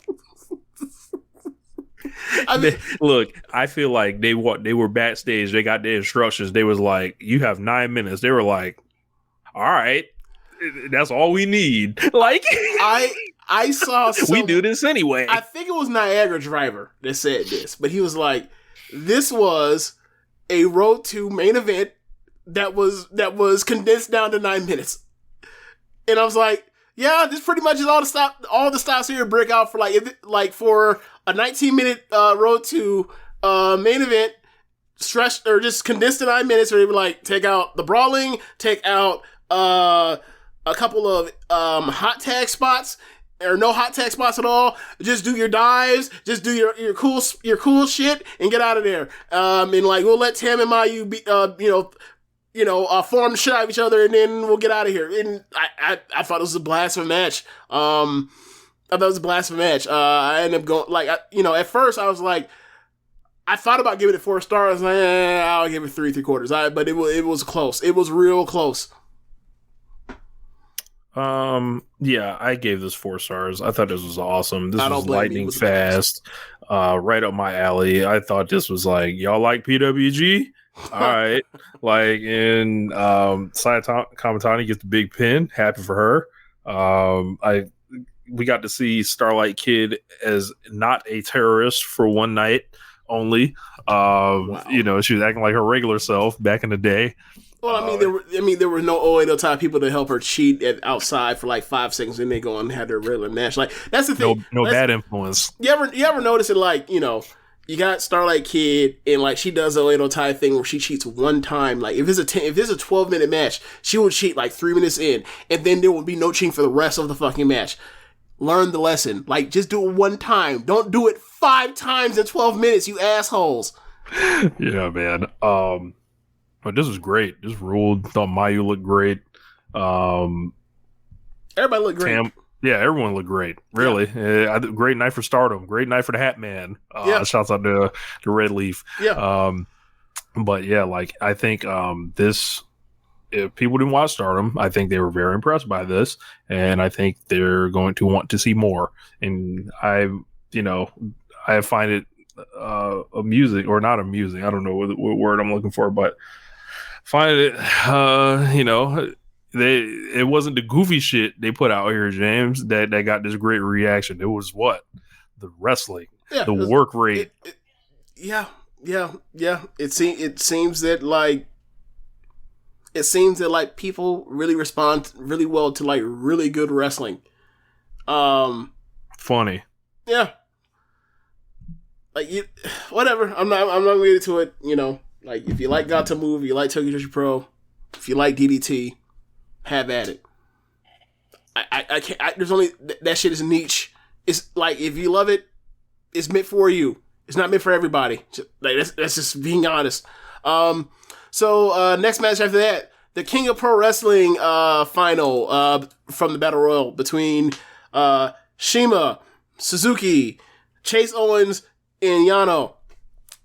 They start the match where they left off in the Battle Royal, at the end of the Battle Royal, where it is Shima and Owens and Suzuki stomping the shit out of Yano. I'm just enjoying it. They're stomping the shit out of him, and I'm just really enjoying it. It's they really beat fun. the fuck out of that man. Yeah, that man caught the beat from 6 beats. I don't know what happened by the end of it, but like they got in some spots, whatever else. There's been some ongoing thing where like Chase Owens scared to death of Suzuki, which like I don't blame him. I'm scared to death of Suzuki, and I'm thousands of miles away from him. And by the end, you end up getting Yano and Suzuki, and Yano's been a foil for Suzuki over the years. Not this time. He lifted that man in the gotch and dropped him on his fucking head and pinned him, and he wouldn't whoop on Yano some more.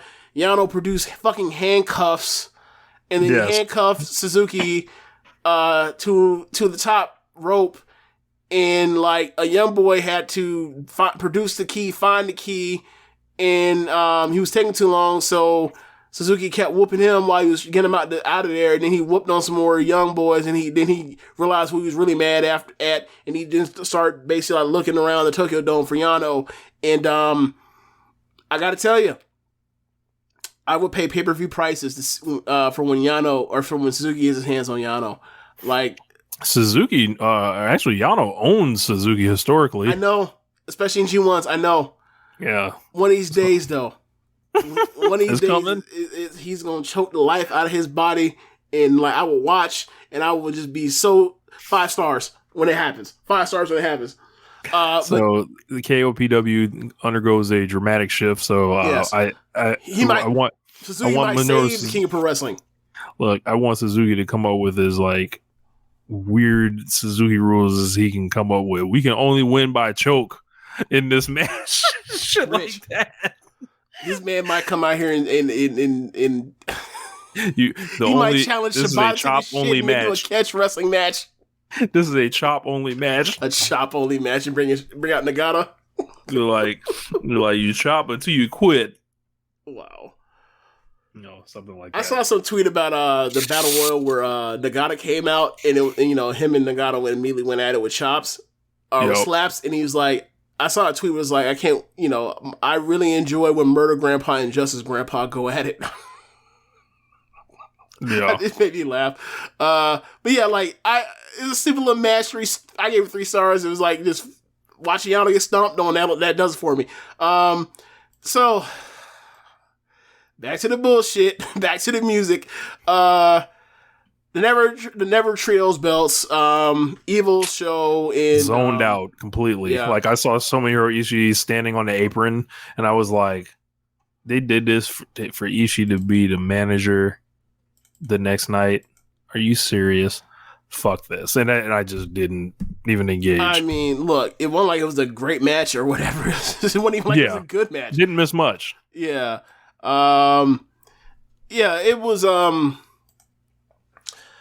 It was Togo's on the outside. Togo pulls down the mat.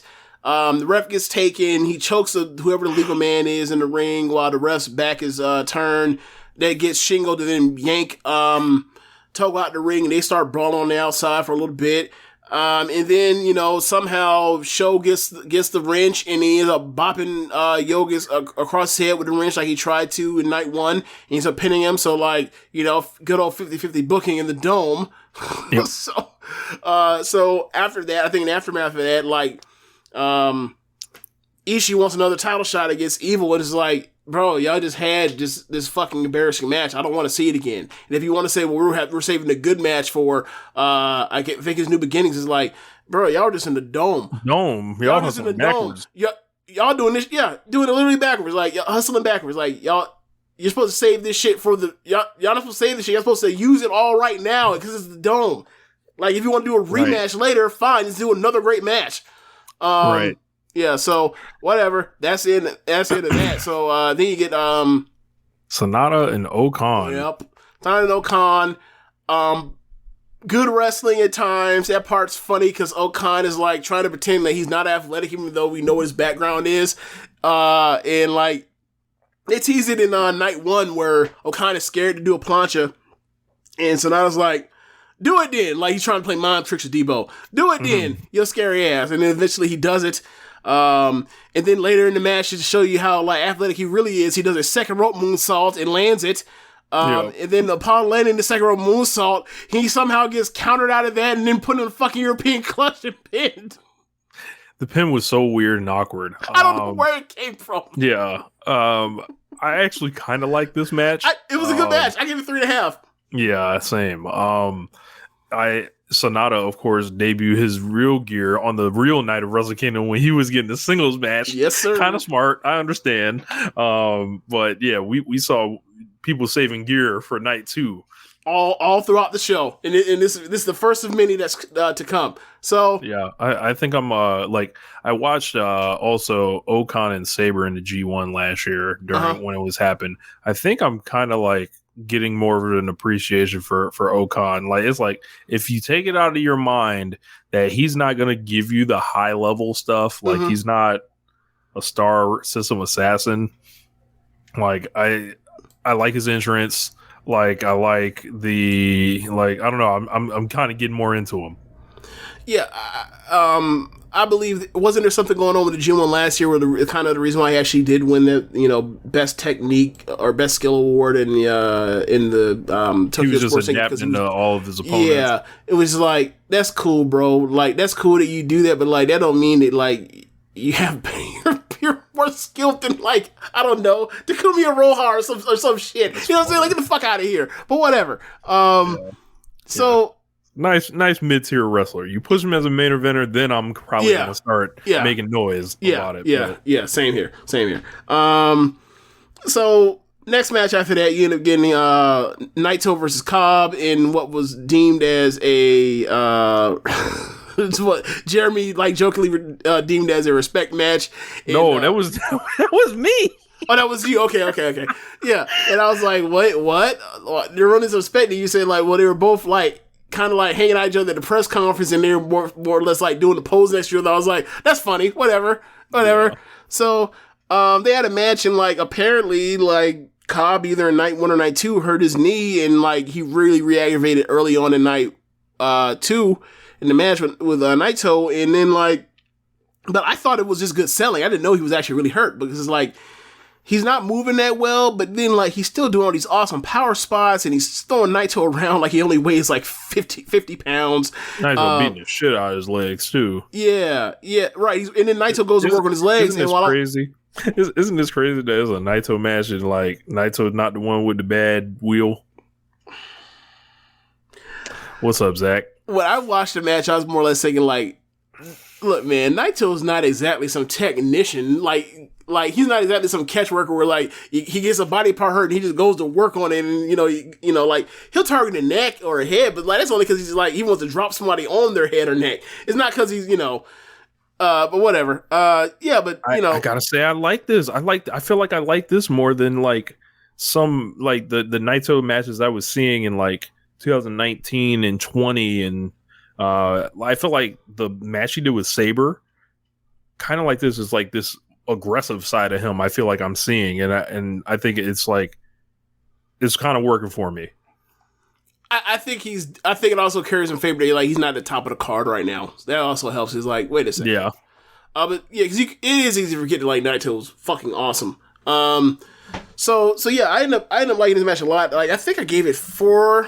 I think I gave it 4. I think I gave it 4 1/4. Okay. Yeah. So I end up liking this a lot. I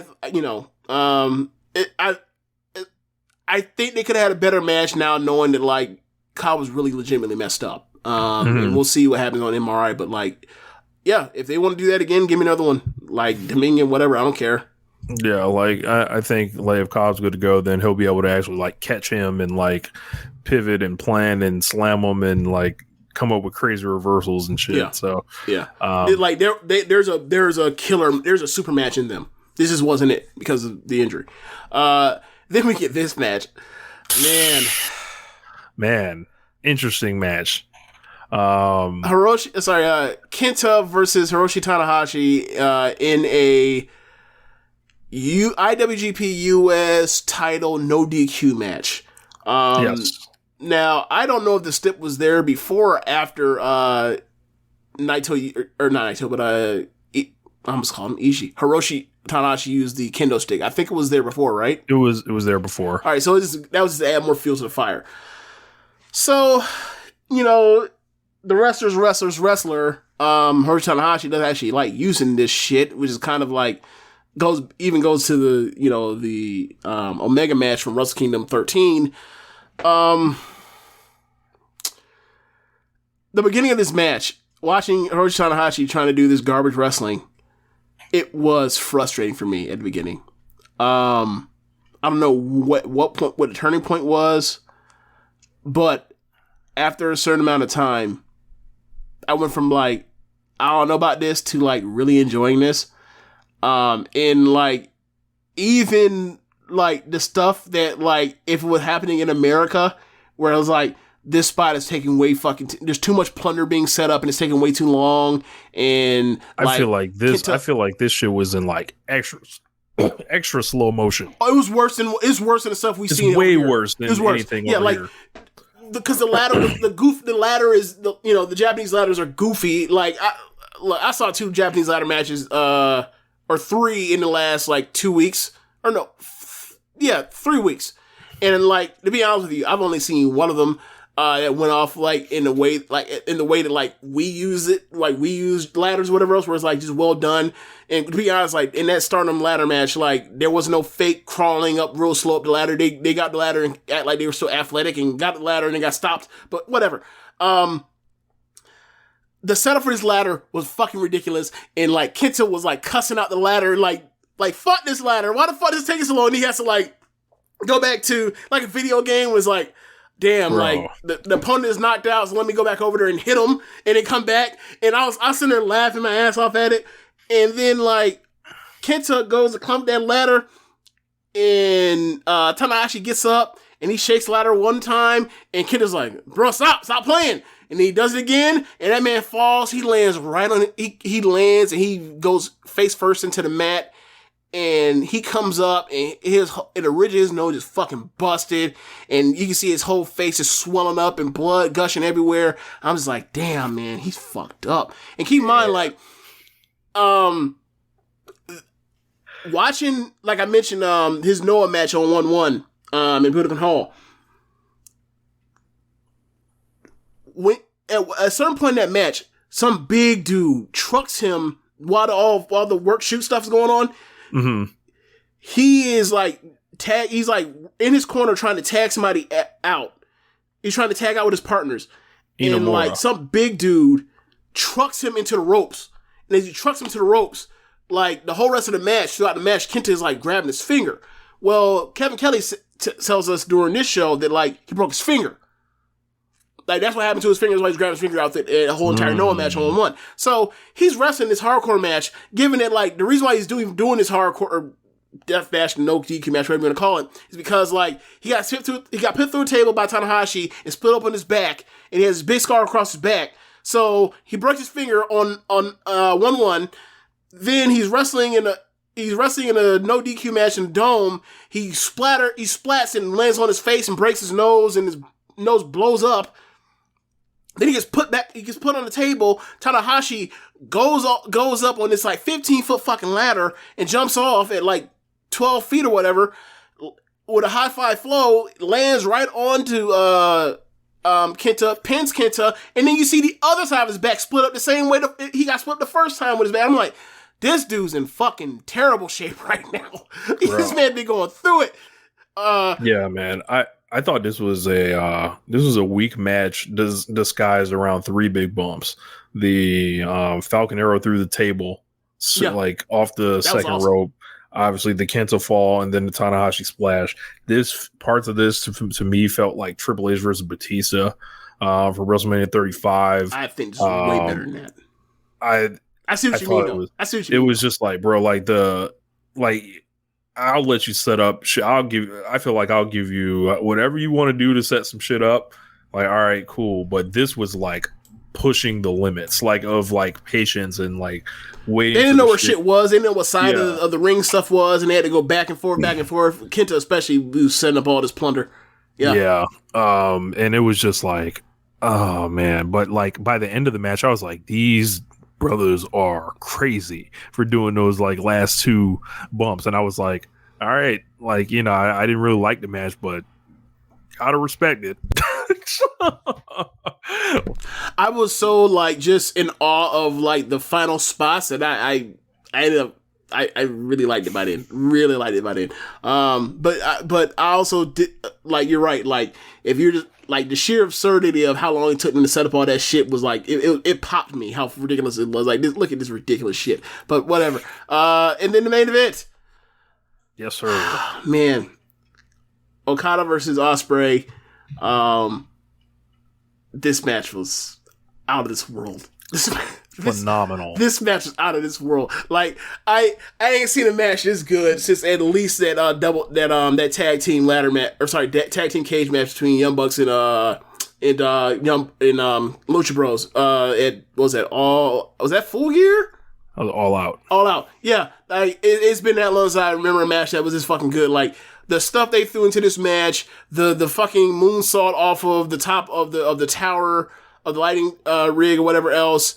Some of the best like transitions and counters and wrestling. It quite honestly like made me think of like Okada Omega level stuff. Made me think of Shingo Ospreay stuff. Like, it was that level of match, and like I was like losing my mind at the match at like probably like the 25-minute mark, and then it went like to 35 minutes, some shit like that. I was just thoroughly blown away by this match. When the match was won and Okada goes for another Rainmaker, and then Ospreay turns into a fucking standing Spanish Fly. My mind was fucking blown. That's like the second best Rainmaker counter like I've ever seen. And then the storyline parts where it's like Ospreay throws in is like, he throws in the V-trigger for Omega. He throws in the shoot headbutt for Shibata from that 2017 run. I'm just like, God damn, man. This man is incredible, bro. Like, people talk about New Japan is like worse with him and all this other stuff. They're out of their fucking minds. Y'all are fucking like, y'all are morons. Like, absolute morons. Like, it wasn't his, like, much in a way, like I think some Tokyo Domes weren't Kenny's to win. I don't think this was Ospreay's match to win. Right.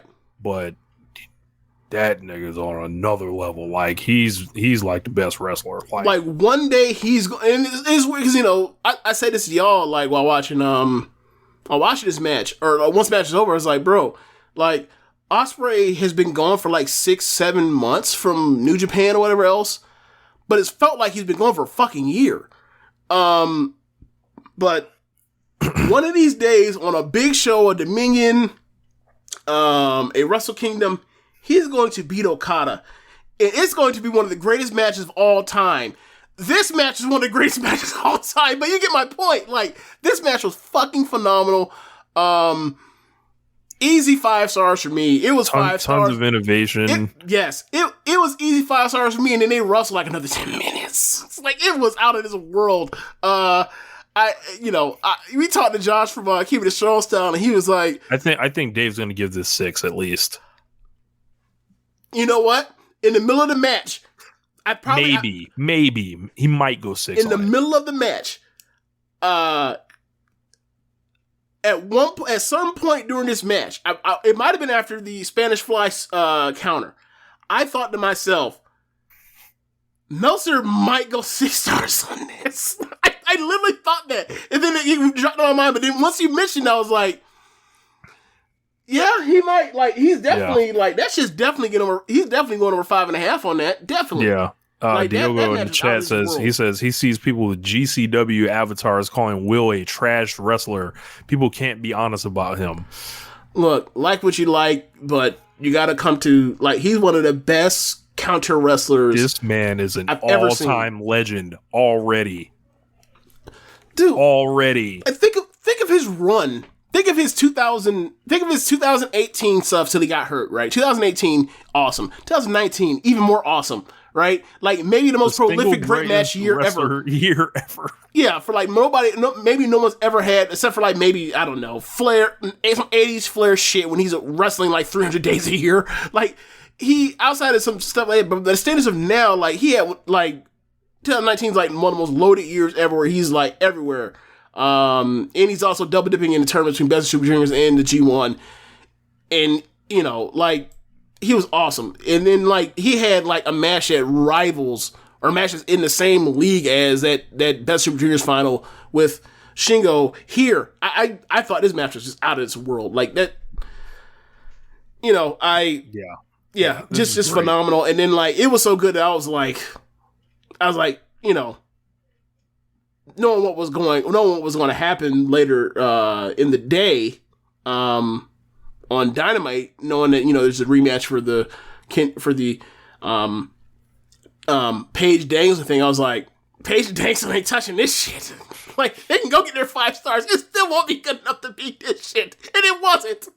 Like if anybody that gives that Danielson in Page match 5 stars, I have no problems with that. It still wasn't as good as this match. It still wasn't as good as this match.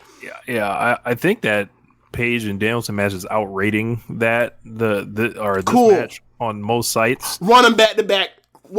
I want a wrestling fan that doesn't hate any New Japan or Will Ospreay in particular to watch these two matches, one before the other in any order you want to, and come to the conclusion that the Daniel Bryanson match is better. Like I'm sorry.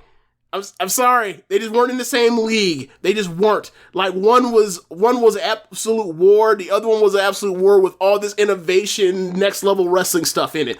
Space flying tiger drop into the tombstone on the floor. Outside. Yes. Yeah. I'm sorry. I'm sorry. Like, these are 2 of the best matches of the year. One is like not going to be topped by all, but maybe like 3 matches the rest of the year. One is going to be one of the 40 or so best matches of the year. It's a difference. It just is. Yeah, man. Loved this match, and day 2 was like, I would say, a big improvement over day 1. Yes.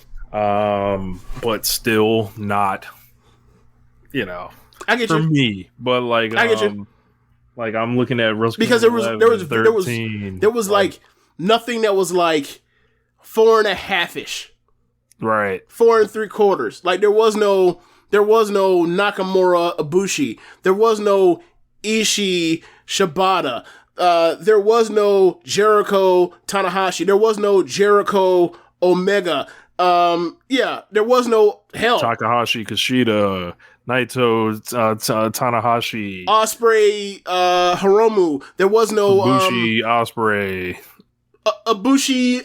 Yeah, you just mentioned Ibushi, Ospreay. Yeah. There was nothing like that. Ospreay, Hiromu, like that. Like yeah. So like it just like I thought it was good, not great. I don't think it'll end up getting nominated on like best shows of the year. It won't. It won't. It can't. Yep. It won't. Like, unless AEW and Stardom both go down, it won't. Just whiff. Unless they collapse. If they not even get better, if they just maintain what they've been doing, it's on easily. Like, bro, like, we're going to have to do the, finish up the nominees for One Nation Radio Awards. And man, like, it's going to be hard to keep Stardom from getting 3 on there. It's going to be hard to keep AEW from getting 3 on there for pay-per-view of the year. It's going to be real hard. I know you're probably saying, that's absurd, James. There's only 8 slots for pay-per-view of the year. You go watch Stardom Dream Queendom, the All-Star Dream Cinderella in the final night of the Grand Prix when, like, Shuri goes 4 3/4, then the next match is 4.5 in a sprint, and then the final is 4 3/4. You tell me how that's gonna knock off, I don't know, WrestleMania. The second best NXT pay-per-view. Sorry. Yeah, it's going to be, Yeah, it's gonna be interesting, man. I'm sorry, I'm not going to put a GCW review on on there. Them shits are overrated. No. Sorry. No, not doing it. Sorry. No. We didn't even cover GCW. Even if we did, we couldn't do it. We couldn't do it. Nope. I'm not. No. I'm not even gonna mention names. Not gonna do it. WWE Day 1. Fly through this bitch. Look, man, I'm going to pull up the WWE section of my notes. All right, I see on this card, Rich. All right, I'm just going to go down the list. Opener: Jimmy and Jay Uso, the Usos versus Xavier and Kofi for the SmackDown Tag Team titles. Thought it was a great match. Good match that we've seen in dozens of ways. I thought the first half of it, I thought the Usos were working pretty slow. Thought they had kind of changed their ring style a little bit. These teams have wrestled each other a lot. They're a lot older now on the low. Still good to a certain level. Not a match of the year level, though. Yeah, I gave it 4 flat stars. Okay, next match. Drew McIntyre versus Madcap Moss. People killed this match on Cage Match. I watched this match, and I saw the Cage Match rating before for all this stuff before I even watched it.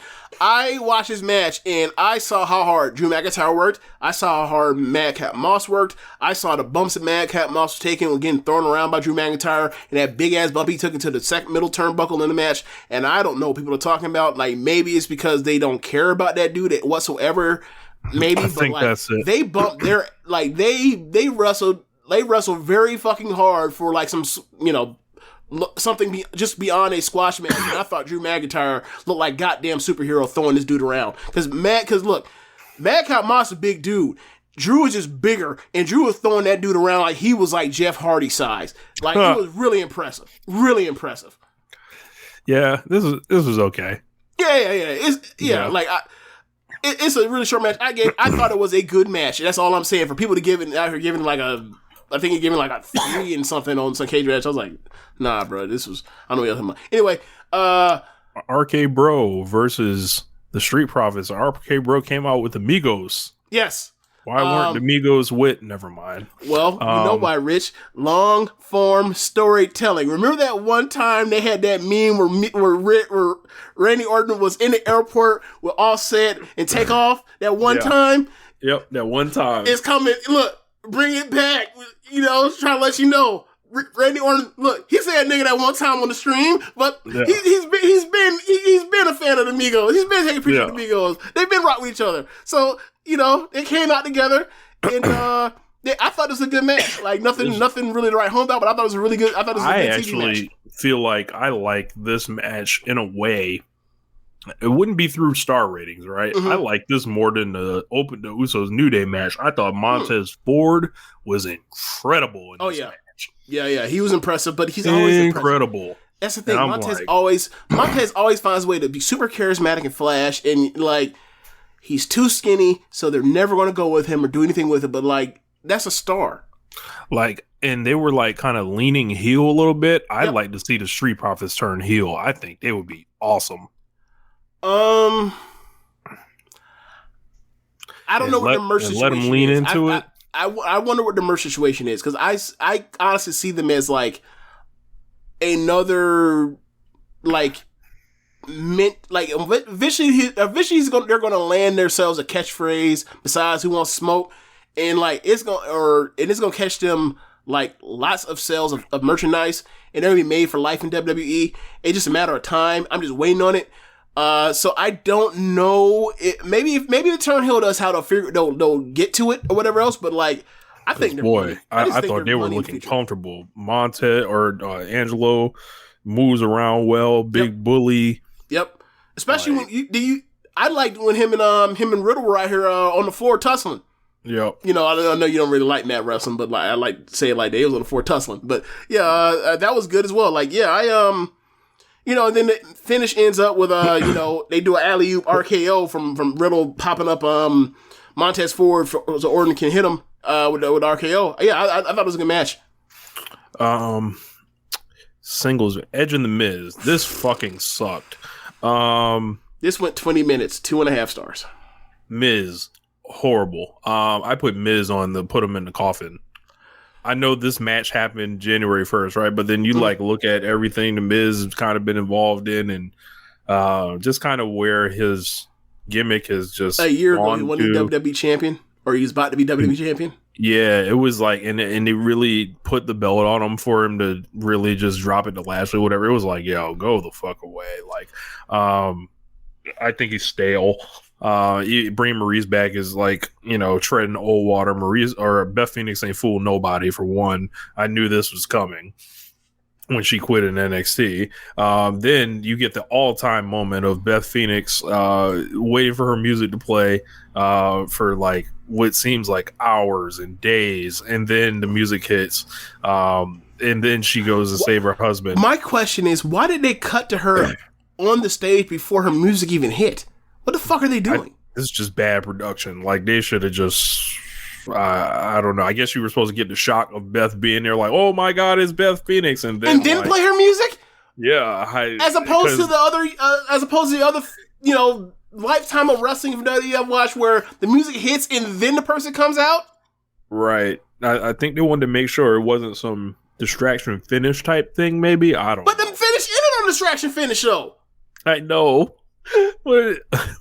Like, it's terrible. And then they're going to do a mixed tag at the Royal Rumble.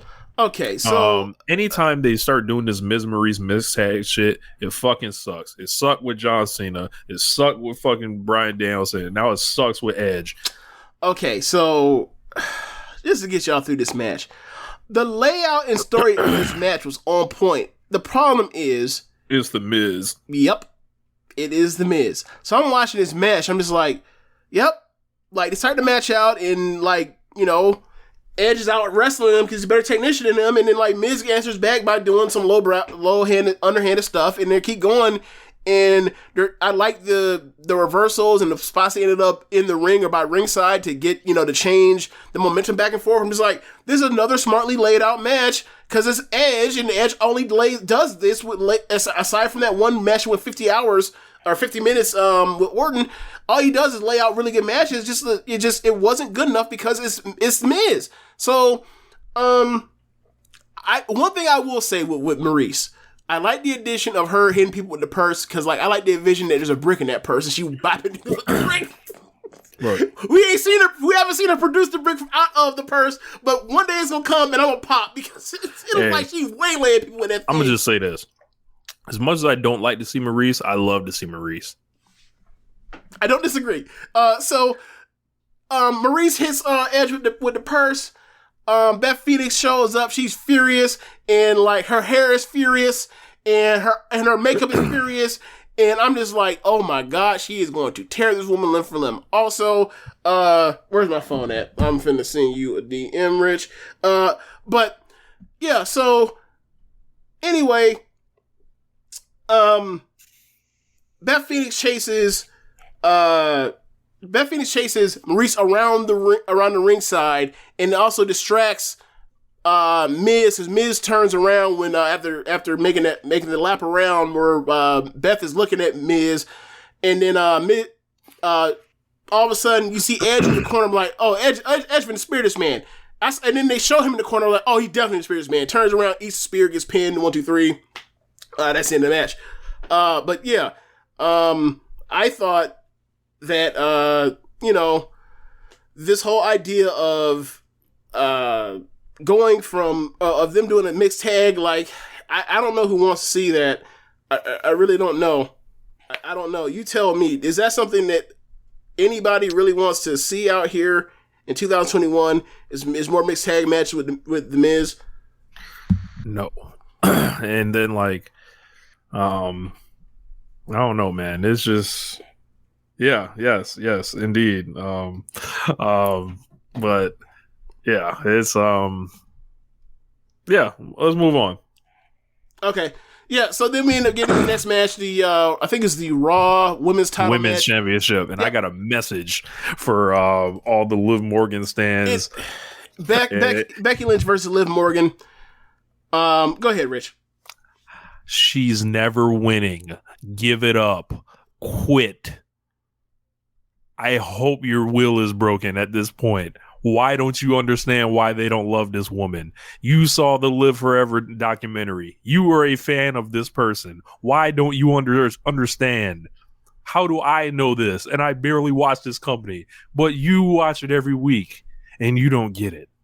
Help me. It's never happening. That's all. That's all. I agree with you. I don't think it's ever happening. And I gotta say, for people that I saw really saying this match was so really good or whatever else, like, I'm sorry, this match was not good, except for one stretch of the match that went between Liv doing like a Johnny Gargano-esque. I'm gonna say it Garganoan. That doesn't work. Gargano-esque corkscrew sunset flip powerbomb, and then like her dive through the ropes. Like, that stretch of the match was good. Everything else in it was not good. I'm sorry, this wasn't. Yeah, wasn't into it. I thought the crowd was staring at it for a lot of the time. I like the one move she did. But I think Becky, at the end, got her, and Becky was supposed to get the foot on the rope, but it slipped off the ropes, No, we're not finna do this. We're not finna go into 2022 doing this. This is all Liv's fault. She got caught in the ropes and she got manhandle slam, and then she rolled way too far away from the fucking ropes. And then Becky covered her, and then literally you can see her, Becky, look back with her feet trying to grab the rope, that bottom rope, and couldn't reach it. Why? Because Liv is like 7 feet away from the fucking ropes. Not 7 feet, but like 5 feet, 4 feet. Is like, what? You know what the spot is. You know that, like, you're supposed to get the bell by being so close to the ropes that she used the rope for leverage to pin you, but WWE brain said, I'm supposed to get beat, boss. Supposed to get beat clean, boss. So I just go over here and don't get myself some bell. So, like, even commentary was trying to say that, like, even Becky, while winning, tried to reach back to cheat or whatever. It was like, it don't matter. She beat her clean. On to the next. You lost. Go away. And we're on to Cincinnati. Call Lana and try to make things right. Man, try to get that pop back off. Yeah. Come back as a new person, again, like again for like the 5th time. Yeah, it's over.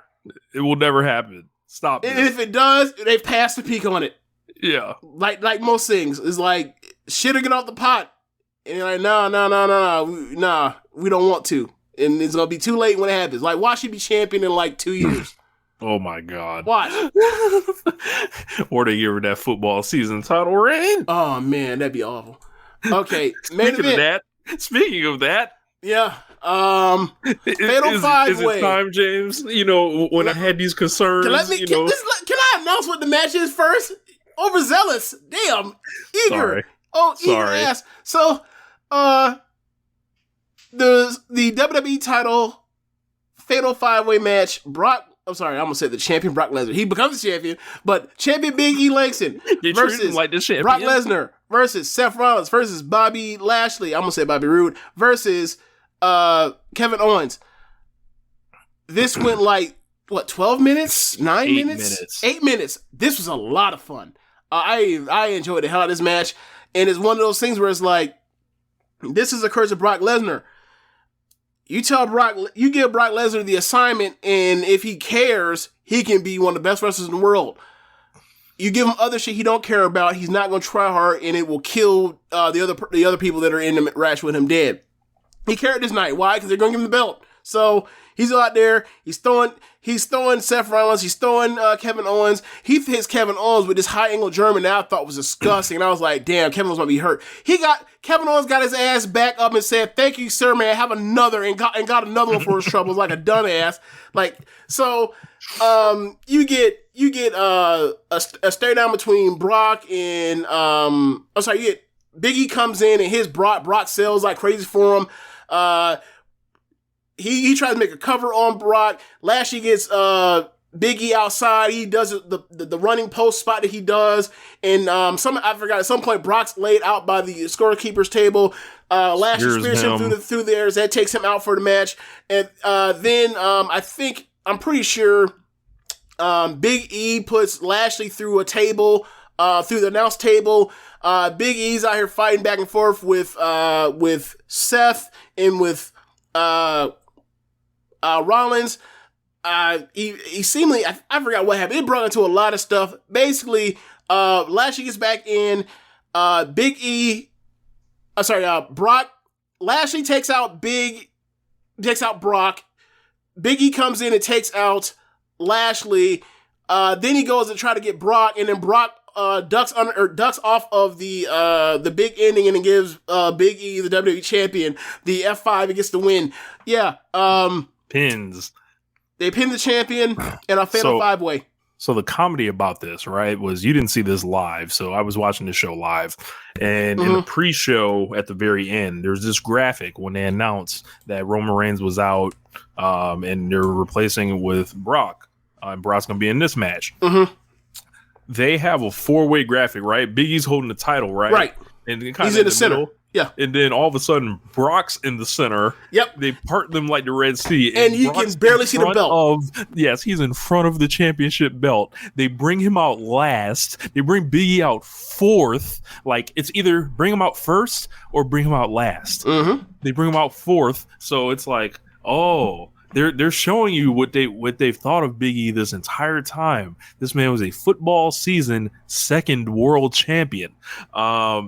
This concluded possibly one of the worst WWE title reigns ever, which featured him losing like 7 different times. He one of his title defenses came against Austin Theory, for crying out loud. And this was just like, it's almost like when, I came on the week after, I pretty much said I have no confidence in this because, like, they started beating him right away. He was losing triple threat matches. Who can forget the humbling at Survivor Series that he took to Roman Reigns? And then that's why I sent that tweet out. And, it was, it was met with chaos, and then you think everyone that was going, so crazy on Tony Khan's head, ironically, they were stuck, because one day later, since they've tied their identities to the booking of black wrestlers, they had to deal with Brock Lesnar ending the New Day again, or someone from the New Day again. Yeah. So, it was quite interesting to see all the reaction that had to do with this. There were people upset, people that were angry. I didn't know like it was even over like this. I feel like some of this stuff is performative. The ratings weren't great. Obviously the booking didn't match it. No fault of Big E's. Like if they wanted What are you talking about, the night after? No, the night after they were fine. I'm talking about throughout football season. Oh yeah. Okay. They were they were doing all types of weird stuff, and they were falling, and I don't think this was. I think this was an abject failure, but like obviously, there was never no pathway to success for this. Like with this regime, like it wasn't built for him to actually succeed. It was built for him just to hold it. Yeah, I mean that's what you said from the beginning, and I don't want to I don't know if I feel bad for the people that tied themselves to this idea of like Big E being the champion when like I feel like there are people that are willing to lie or look the other way when you start like asking and showing them what the WWE championship has been in this era. It's like, all right, so you don't even want to recognize that, so you will also talk yourself into thinking like this reign like mattered. Okay, we're operating on 2 different forms of reality at this point, and while he gets moved out the way when it's time for money time now and everything like that, we'll be operating over here, and then you can pretend like something great was happening when it wasn't, and then when they never go back to him. And they're immediately on to Bobby versus Brock because that's why they pinned Big E to get him the fuck out of here. Now. Yeah, like couldn't possibly pin Seth Rollins or right. Kevin They're Owens. right there. Could do that. Couldn't do that. So this is what like they were telling you the whole time when he won the belt. The one they were protecting was Lashley because Big E was winning on. Think of how Big E won the title on a cash in after he already had a match, and then like he still yeah. It just I don't understand how if Big E is 280 pounds and he had to cash. Big E is like hold on. Here's the thing. Big E is 280 pounds and they still had him cash in on somebody. He could just beat Bobby Lashley. Right. Now, right. If here's my question for y'all. What percentage of merchandise do you think Bobby Lashley has sold in comparison to Big E for WWE? Half? No. A third? If you're lucky. This is the fucking pretend world that we're living in WWE. Like, it's bizarre world. Like,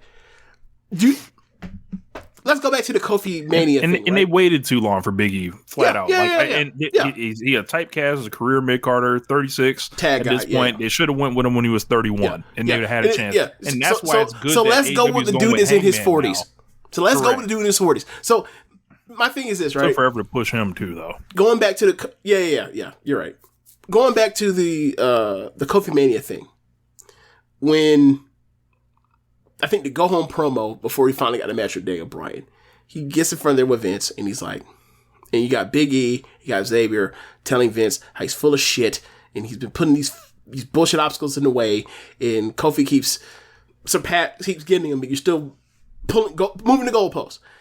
And Kofi says, "Look, I've done this, that, and the third for you. So tell me what I got to do and I will do it." You look at all the pathways to success in this company that you tell someone to do to grab the brass ring, whatever you want to call it. Big E has done that and then some by multiples compared to Bobby Lashley. This is undisputable. How about this? Undisputed. He had to, the hand, but it's undisputed. And look at what they did with this dude. They don't give a fuck. They push who they want to push, and it doesn't. And they use confirmation bias to continue doing it. It doesn't matter. They don't care. Like when CM Punk was a bigger star than Randy Orton, they didn't give a fuck. They kept pushing Randy Orton. Yes. Right? When Daniel Bryan was a bigger star than Randy Orton, they didn't give a fuck. They kept pushing Randy Orton. They're still pushing Randy Orton. Matt Riddle's like, it is his pin eater. Right. And when they tag in Randy Orton, the crowd loses their mind. He is a living legend now. Whatever. Fine. Whatever. You push him for 20 years. Whatever. It's bound to stick somewhere. Yeah. So the living legend Randy Orton. Yeah. Who knew? Anyway, so you got Big E, you got Kofi. Kofi earlier in this year against Lashley comes out. Crowd's fucking in love with him. Because why? Because Kofi's one of the best, better babyfaces in the company for the last 20 years. And then he gets fucking mollywopped. Lashley ain't never, like you just mentioned with the Big E thing. How much merch have these two sold for this company? Compare them. Why is one getting fucking squashed and the other one isn't?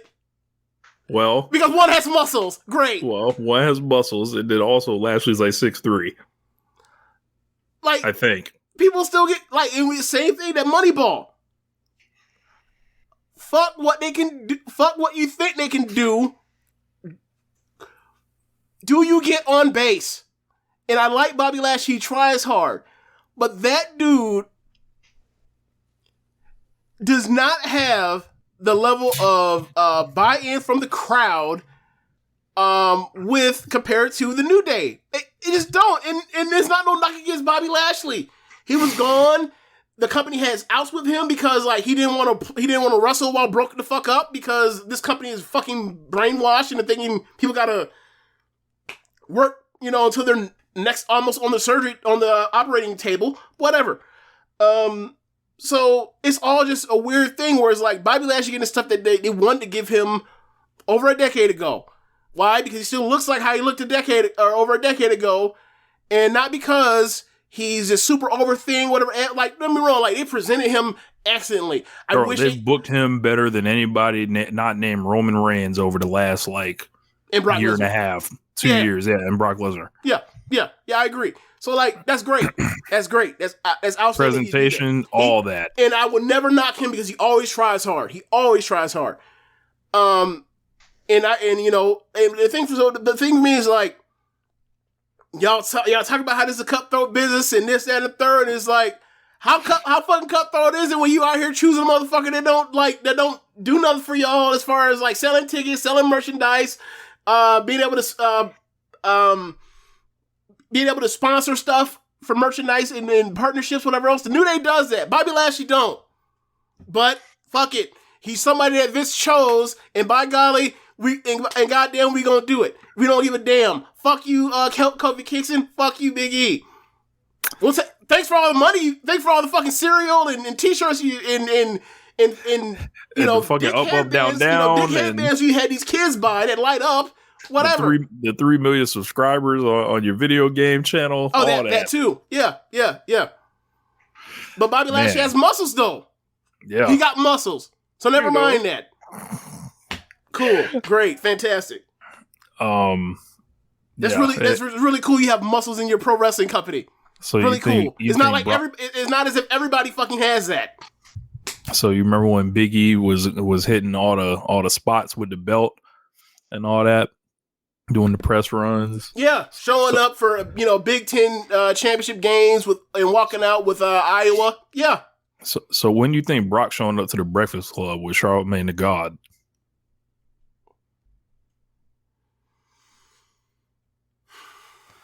I'm trying to think of what the equivalent of that would be for Brock Lesnar.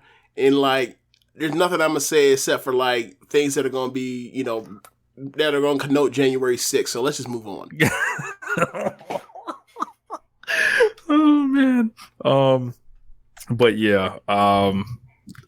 Yeah, y'all can pull the audio. I might listen to it myself tomorrow morning. The week after Big E won, I was just like, I didn't realize I was gonna be this mad about Big E losing the belt. I didn't know, and then I was like, look who they for Lashley. Fuck Big E because of Lashley? Really? Okay, yes. You fucking weirdos. Like I thought y'all liked money. I'm sorry. I thought y'all. I'm sorry. Yeah, they screwed it up. Then whatever. People will just give them another chance. Don't worry. It doesn't matter how bad they blow it. Yeah. So this show, you look at it. Let me look at my match ratings. Opening match, 4 stars. Second match, I gave 3. Next match, I gave 3. Next match, I gave 2.5. There's a 20-minute fucking match. Next match, I gave 2.5. Main event, I gave 4 stars. So, Rich, you know what that means? The meat was trash, but the buns was excellent. A classic. Yeah. But yeah, shit, I don't know how we're doing on time. How much time you got left? Man, I think we should get it on the road, man. Like we got to get let's talk about Hangman Danielson. Okay. Okay. Hangman Danielson, awesome match. Awesome match.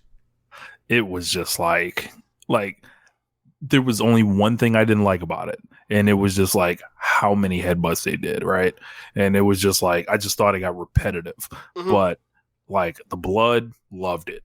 The fighting spirit, loved it. The will to win, the Brian like doing fucking Jerry Lynn's moves to curry favor in case just all the smart shit that he did. I thought like similar to the first match, like when you get to the closing stretch, I think you're rooting for Hangman to win and put him away. Like when he did a dangerous suplex and then like he pulled up with the buckshot, I was like, finish him. Like, and he did it. Like, and Hangman's on fire right now, like in the ring. Yeah. This is a much better, or not much better, but this is a better watching their hour-long match. I I rolled my eyes when they did the blood spot again.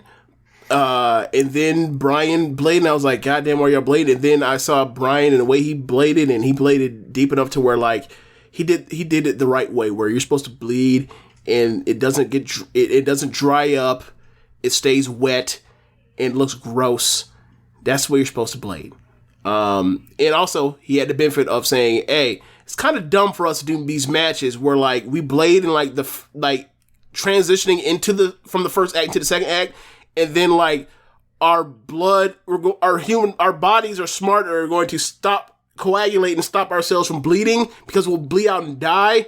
So like then next thing you know, there'll be no more blood, and not just like, oh, that was the thing that happened, and now like it has no bearing on the match, and except just like some dry red stuff in his face. It looked like Hangman's face. So like he bladed at the right time, he bladed deep enough, and it just kept coming, looked good, it was so whatever else. Much. And I'm with you. Like, look, I mean, I can send you the clip of Arisa Nakajima and Mizunami hitting each other with like a dozen shoot headbutts, or actually more than a dozen, because they kept doing repetitive rabbit headbutts. Like, I see wrestling where people actually legitimately headbutt each other all the time. Like, you can see their fucking foreheads swell up, whatever. That doesn't really do much for me when you I know you're doing fake headbutts, but whatever. It didn't hurt my suspense of disbelief that much. It's like, I'm with it, whatever. Just like throwing a work punch, whatever. But yeah, I really enjoyed this match. I thought that the way I thought the pacing of this match was a lot better than their hour-long match. Like, there were times in that match where I felt like I know they're going an hour. This match I was like, they're not going an hour. No way. So yeah, really good match. And like you mentioned, Hangman's on a hot streak, but like, can we talk about Daniel Bryan's hot streak? This man has reclaimed the title as the best professional wrestler in the world. I understand, like, he can't do the things that Ospreay or Nakata or even a Shingo does, as far as like that counter wrestling and that kind of super creativity, hyper fluid stuff, whatever else. But as far as just being able to put on a match that garners heat, is well done, it's physical.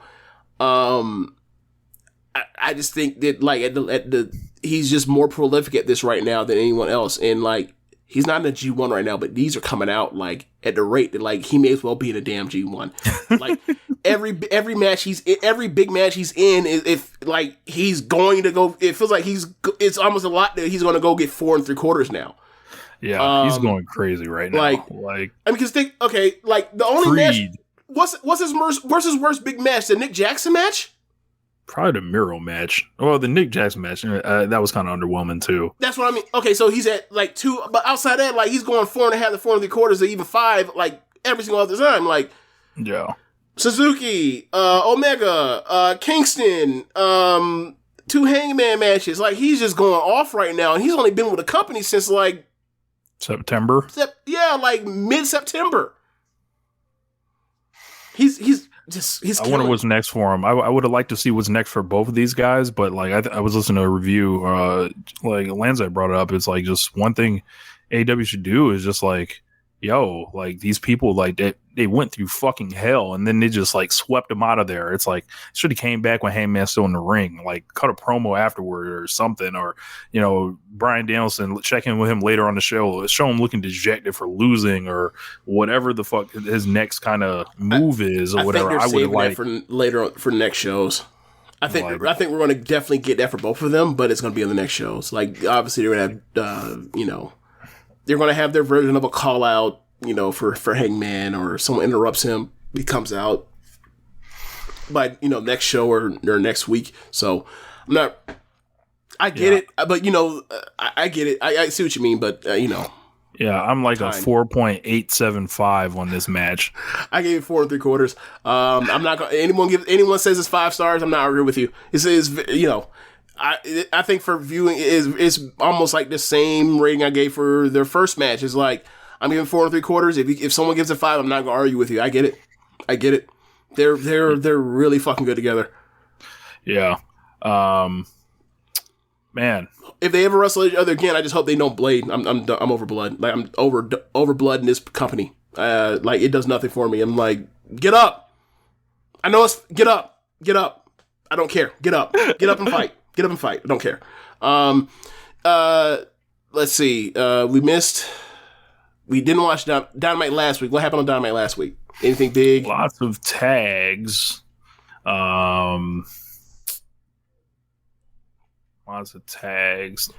Brandy calling herself a name. Yeah, she called herself a black bitch. Yeah, I forgot about that. Dan Lambert comes out. He buries Cody. Sets up the Rampage match between for the NXT title. I'm just called the US title because the fact it's the US title. Between Cody and Ethan Page. Buried Cody. Lots of times. It was fucking hilarious. And then at times, Brandy comes out and says, "Well, you got a black belt. Well, I'm a black bitch. Let's do this." And I'm just like. Hit the Dr. Umar pages. Who is this for? Like the crowd popped everybody. For it. The crowd popped for it. Crowd huge, went but it's crazy. Like, yeah, but it's a crowd full of white people. So it's like, this what you're doing this for them? I would suggest you stop doing this for them. This isn't good. Like, don't replicate this.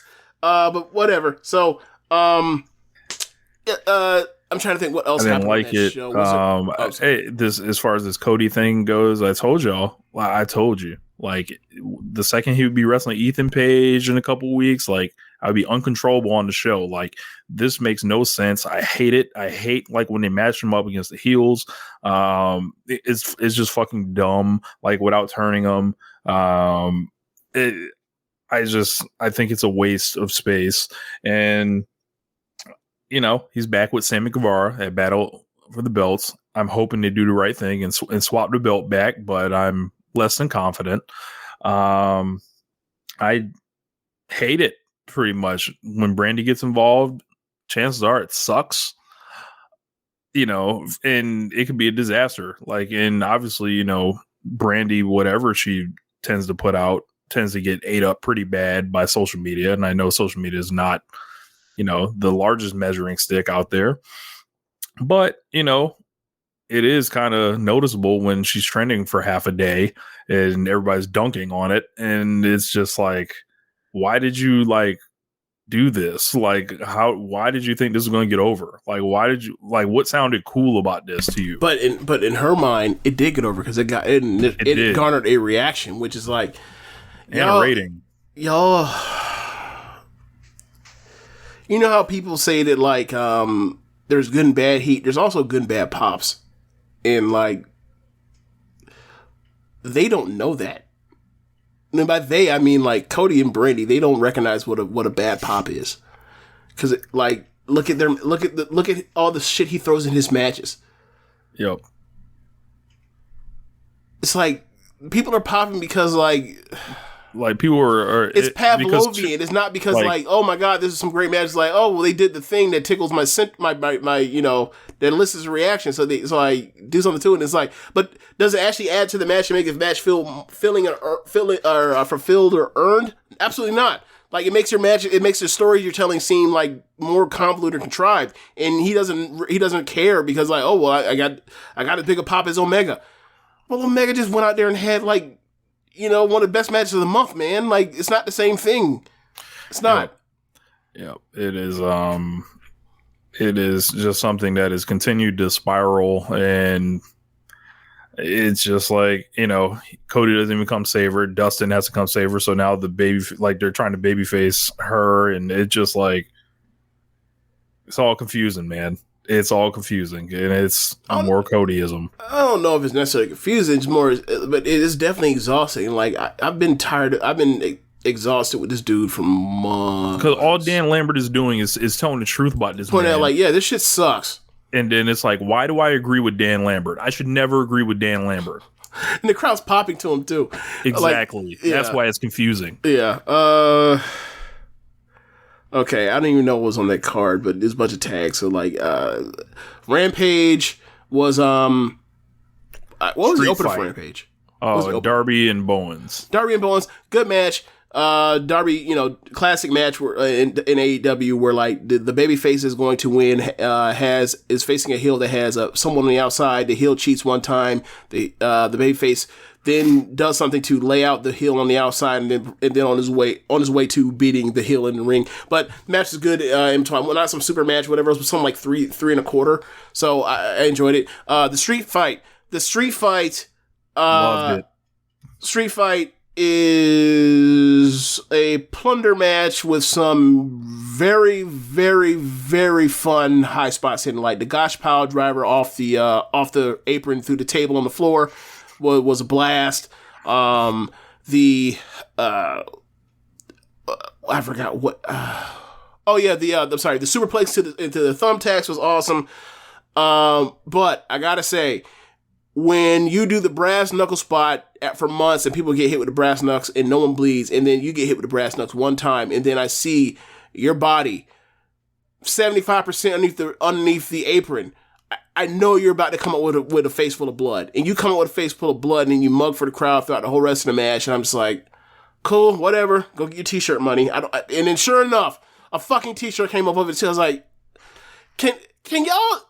How many people need fucking blood face t-shirts in this promotion? Like, I'm sick of bleeding in this company. I really am. I'm sorry. Like, this was happening. This was coming out regardless and then they bladed for the Danielson match again, whatever. But this was coming anyway. It was like, enough of the fucking blood in this company. Like, I'm sorry. I watch wrestling that's a lot more physical than this, and they're not fucking bleeding all the goddamn time. I watch shoot fights, and motherfuckers don't bleed this often in UFC. I'm sorry. Stop this bullshit. I'm done. Like, it's a second match on the card. And I'm saying to say like, well, this is their biggest match in AEW for some of those four. Yeah, this is a blow off. Cool. But like, y'all need to come. If that's the case, y'all need to set. If y'all know this is coming because y'all been building for months, you need to say, Cody, stop bleeding your matches. Stop. Everybody has to stop bleeding. Like, I can't see a murder scene every single week on AEW. It is a law of diminishing returns, and it doesn't make me think, oh my god, this match is better. Every single time I'm thinking like, oh, someone else blade again. Get up and fight. I don't care. Everybody bleeds. Get up and fight. Yeah, I love this match. It was a fun match. It was. Love the bunny. You turn around that quick. That's all it takes is one hardcore match. No, the bunny, like, the bunny, beat the tribal chief, in the ratings before. Like, this is a bunny. This is Team Bunny. All right, main event match, TNT title match, Cody versus Ethan Page. I thought this match was good. It was good too. Very good. It's just, there was a second rope power slam from Ethan Page to Cody. This is a very good match. Cody is, since, the title match he had with Guevara, this match, he's having good matches again. So I'm off his ass until he starts having shitty matches again. But I will note that, like, while Lambert was on the at ringside, while Arn Anderson was at ringside, they did both of them take a swipe at the other person in the ring's feet while they hit the ropes. I'm just like, and that's all they did. And I was like, that's all you did for the match. Leave them in the fucking back. And y'all added nothing to this match except for waste fucking time for 15 seconds with this stupid spot. It added nothing to the match. It didn't do anything for it. It was just a do. Like, I'm tired of Arn Anderson and Cody matches. But match is good and like, whatever. So you mentioned Cody and I'm sick of Sammy Guevara. Battle of the Belts. What else on Battle of the Belts? I know the Britt Baker and Riho. That's it. That's all I know for right now. Yeah. You know Battle of the Belts on 2 belts? It's a 1 hour show. I know that. Yeah, it's a 1 hour show. Yeah, I'm not sure. Okay. All right. So I mean, we jumped around a lot. So I guess we go back to the main event of last night's show because we just did Rampage in the show. Yeah. So they made Jade the champion as well. Yep. Match stunk. Yeah. Stunk. It stunk. There's issues with Jade selling and like how they want to present her in the ring and how she sells based on how they present her, like, and also her feet, like her movement, like you can just watch her and like it's like she's counting steps. Yeah, there was a transition or there was a counter where in the corner where Ruby was trying to get her into a victory roll and it looked bad. But yeah, like I will say this, because the match layout was good. The crowd came around on it while they went to the closing stretch of the match. So like that's a victory in itself because of Jade's inexperience. But yeah, they can't be putting her in like 10 minute, 9 minute, 11 minute matches. That's a bad idea. Yeah, unless they want to have her go out there and just brawl. But they don't do that in AEW. I think the deal is going to be Jade will defend that belt in very short matches to get a second women's match on, and the rest of the division will be booked as normal while Jade kind of learns in her own world. Okay. No problem with that. Oh yeah, the main event of the AEW tag team, AEW World Tag Team Title match, the Lucha Bros versus Jurassic Express. This match was headed towards great. I still say it was great. I gave it 4 stars. Match felt like okay, because they've had a match before and the match was better. But yeah, I thought this was just straight. I thought it was great. And then ultimately the ending, the disgusting ending, what happened with Phoenix's elbow or whatever else, like that sucked. But I really enjoyed the match. I absolutely bit on the near fall where they basically murdered Jungle Boy like 5 different times for a near fall, and then he kicked out at like 2.9. I thought that was the end of the match. The crowd went wild. I was like, wow, that's a great near fall. But yeah, it was a great match. Ultimately, you ended up getting Jungle Boy beating Phoenix by getting out of a Made Japan and turning into a victory roll and getting the win. While Phoenix was on the floor, like writhing in pain because his arm bit backwards the wrong way. But yeah, apparently that wasn't a broken arm; it was a dislocated elbow. Yes, dislocated elbow. He should only be out for a few weeks. What? Only a few weeks? Yep. Wow. Got spared because boy. I thought it was some Psycho Sid shit, like, and it was like, ooh. But when I saw it live and saw how he felt awkward, and then I saw him literally point at the doctor at the corner. I was like, oh shit, he landed, because I knew he didn't land flush, he didn't land flat. I was like, oh shit, I think he just dislocated his elbow. Then they showed the angle from the other angle. I was like, oh my god, I looked away from the TV. I was like, oh my god, this was even worse than dislocating his fucking elbow. This was gruesome. Frankie brings up a good point in the comments. He said it almost made him think that they did the title change on the fly. That could be because, like, he rolled up Pentagon, like, kind of in a, like, for me, it was like they went straight to the finish right after. And then obviously it seemed like there was a little bit of time left still, and all the teams came out and they were showing Jericho sitting in the top. And it's like, Jericho's not in the fucking tag team. Yeah, they showed Jericho. They showed Santana. They showed what other people from Inner Circle they showed? They showed Malachi Black too, and I was like, why? Like, are him and Andrade on the team again? Yeah, to be honest, like, because it was a babyface versus babyface, tag match, like that gallery of the Legion of Doom on the ramp, like that could have been for anybody, either one of them. Also, the lights out stuff, like, that's probably like Malachi Black doing his, head games and shit. Okay, earlier in the show, when he was fighting Pillman Jr., sure, but not like in the middle of the fucking main event. Like, that was like a power outage. Like, and that's another thing. It's like, when you do lights out so often, we all think it's an angle eventually, even when it's not your fault. So maybe don't do lights out so much. But whatever. Another show where I look at it and I'm like, there's squash. There was a MJF match with Sean Dean that was a squash that turned into a schmoz where CM Punk runs out and he ends up hitting Sean Dean. Like, he assaulted this black man to get him a win. I was like, there was other ways, bro. There was other ways. Yeah, bro. I was like, I don't want to see any DQs. Like, I'm sorry. Do something else. Yeah. It was just literally like, we did this just to get to the promo between these two. It was like, okay, whatever.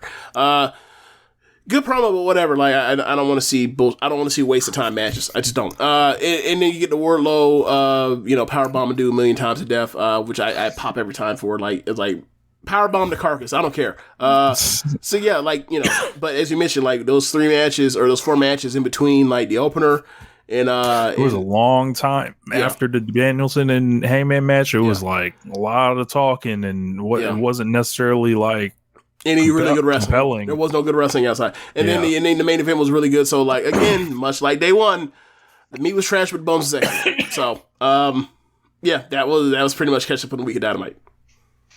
Or AEW. Yep. They signed Jake Atlas. Did he blow out his knee? Or do you think he blew out his knee? We don't know yet. I think he's having an MRI, so we'll see. Hope he's good. I'm trying to think of anything else that is on my mind. Not sure. I think that's a good place to leave it. Yeah, real quick. I'm not even going to the music. Stardom Dream Queendom.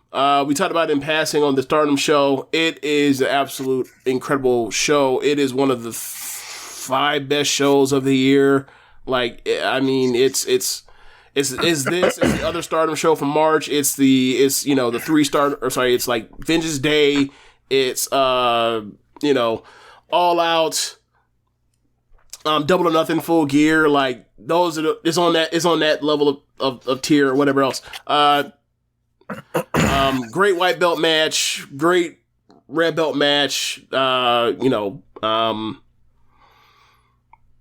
Great high speed match. Really fun. 10-year anniversary tag match. Let's see what else was on there. I'm blanking on it right now off the top of my head, but like lots of great wrestling up and down that card. 7 matches, like just fantastic wrestling throughout the show. One of the best shows of 2021. Check it out. It's on Stardom World. And then on January 3rd, they had their award show. Yes. 4 matches, and on the card there was 4 matches, and it was all like trios and quattros. It was on the card. It was Queen's Quest. Not Queen's Quest, but it was Don Del Mondo minus Julia and her new set of goons versus Stars, the top 4 stars, and like that match was really fun. Everybody worked hard. They threw a shit ton of stuff into like a 13-minute match. Second match, you had Queen's Quest, new top 3 versus Don Del Mondo. Oedo Tai with Momo and Fukigen Death and Saki. The closest stretch comes down with Azumi and Saki, and they do high speed stuff. Ultimately, at the end, Azumi ends up winning with numero uno. That's a fun match as well. It also sets up, because of the stuff that Momo did in the match, like it sets up an Azumi and Momo match for one of these Korakuen Hall shows that are coming this weekend. And then the main event, you get Cosmic Angels, Tam and Unagi and Mai versus got caught Julia. off guard. So got caught off guard. Who did? Cosmic Angels. Oh, that was a Christmas show. Versus, I'm trying to think. Let's see where. And then Julia, her new 2 mass goons are Thekla and Mirai. Mirai is a former young girl in Tokyo Joshi Pro that people thought was going to be like a possible future ace candidate because of her size. And given that they have a very glaring lack of size in Tokyo Joshi Pro, and you wonder why Miyu's the champion, even though like she doesn't really sell that much merch compared to the other top people in Tokyo Joshi Pro, is because like you look at someone like Mizuki who's like built like Riho, and wrestles a lot like Riho, and then you watch Miyu is like the size of Tam and crushes skulls with knees and feet, and he's like, yeah, she bullies these small girls around. Like the only person that really like holds up to her is like Yuka. But anyway, like Mirai is like Micah size, except more muscular. Like she lifts weights in her sleep. And then Thekla is was in Ice Ribbon and got there like around like probably 6 months before Julia left Ice Ribbon. So like they have a connection. They've been friends. So like they're going back and forth. They end up having a great exchange between Tam and Julia, because all they do is have great exchanges where they slap the shit out of each other, beat the shit out of each other. Of course, that's another one. And then at the end, you get Thekla in, and Thekla showcases all kind of stuff she can do. Like she does this ridiculous like crab spider crawl thing. She's like, her gimmick is she's a spider or whatever else. She does like does stuff off the ropes, like she like hangs in the ropes and kicks you, gives you this cool like quick kick. She's just really good. Anyway, she ends up going the distance with whoever was in Unagi or Tam in the match. I think it was Mai, ends up pinning her. And then at the end, you see Julia and Thekla. They give themselves this big hug where Thekla just jumps into Julia's arms and wraps her legs around Julia's waist. And Julia just hugs, spinning her around in a circle. And the only thing I thought was, this is Julia like screaming loud into the camera, non-verbally, "Fuck you, Ice Ribbon, I won!" So that's the update for Stardom. Like I said, this weekend shows, the two Corcoran Hall shows, you got Azumi and Momo in the main event, and then on the other main event is the tag league winners, Hazuki and Kaguma versus Julia and Shuri. So yeah, should be fun. Some really fun main events. Indeed, man. Yeah. So that's the end of the show. Thanks for listening. If you guys still are in the Christmas spirit, or still want to hear stuff about 2021, you go to the link in the description and check out the FOH draft. There's a space for you to drop a donation off for whatever you feel like paying for it. And then let's see what else you got. Also, donations in Red Circle. Go to our Red Circle and drop us a donation. And let's see. Also, check out the other shows on the network. Besides One Nation Radio, you have Keepin It Strong Style, you have the Ricky Clive Wrestling Show, you have Grumman Wash's shit, you have the Grave Consequences Podcast, you have 8-Bit Suplex, you have All Things Elite, you have Great Match Generator, and you have AEW Match Guide. Thanks for listening, y'all. Later. Peace.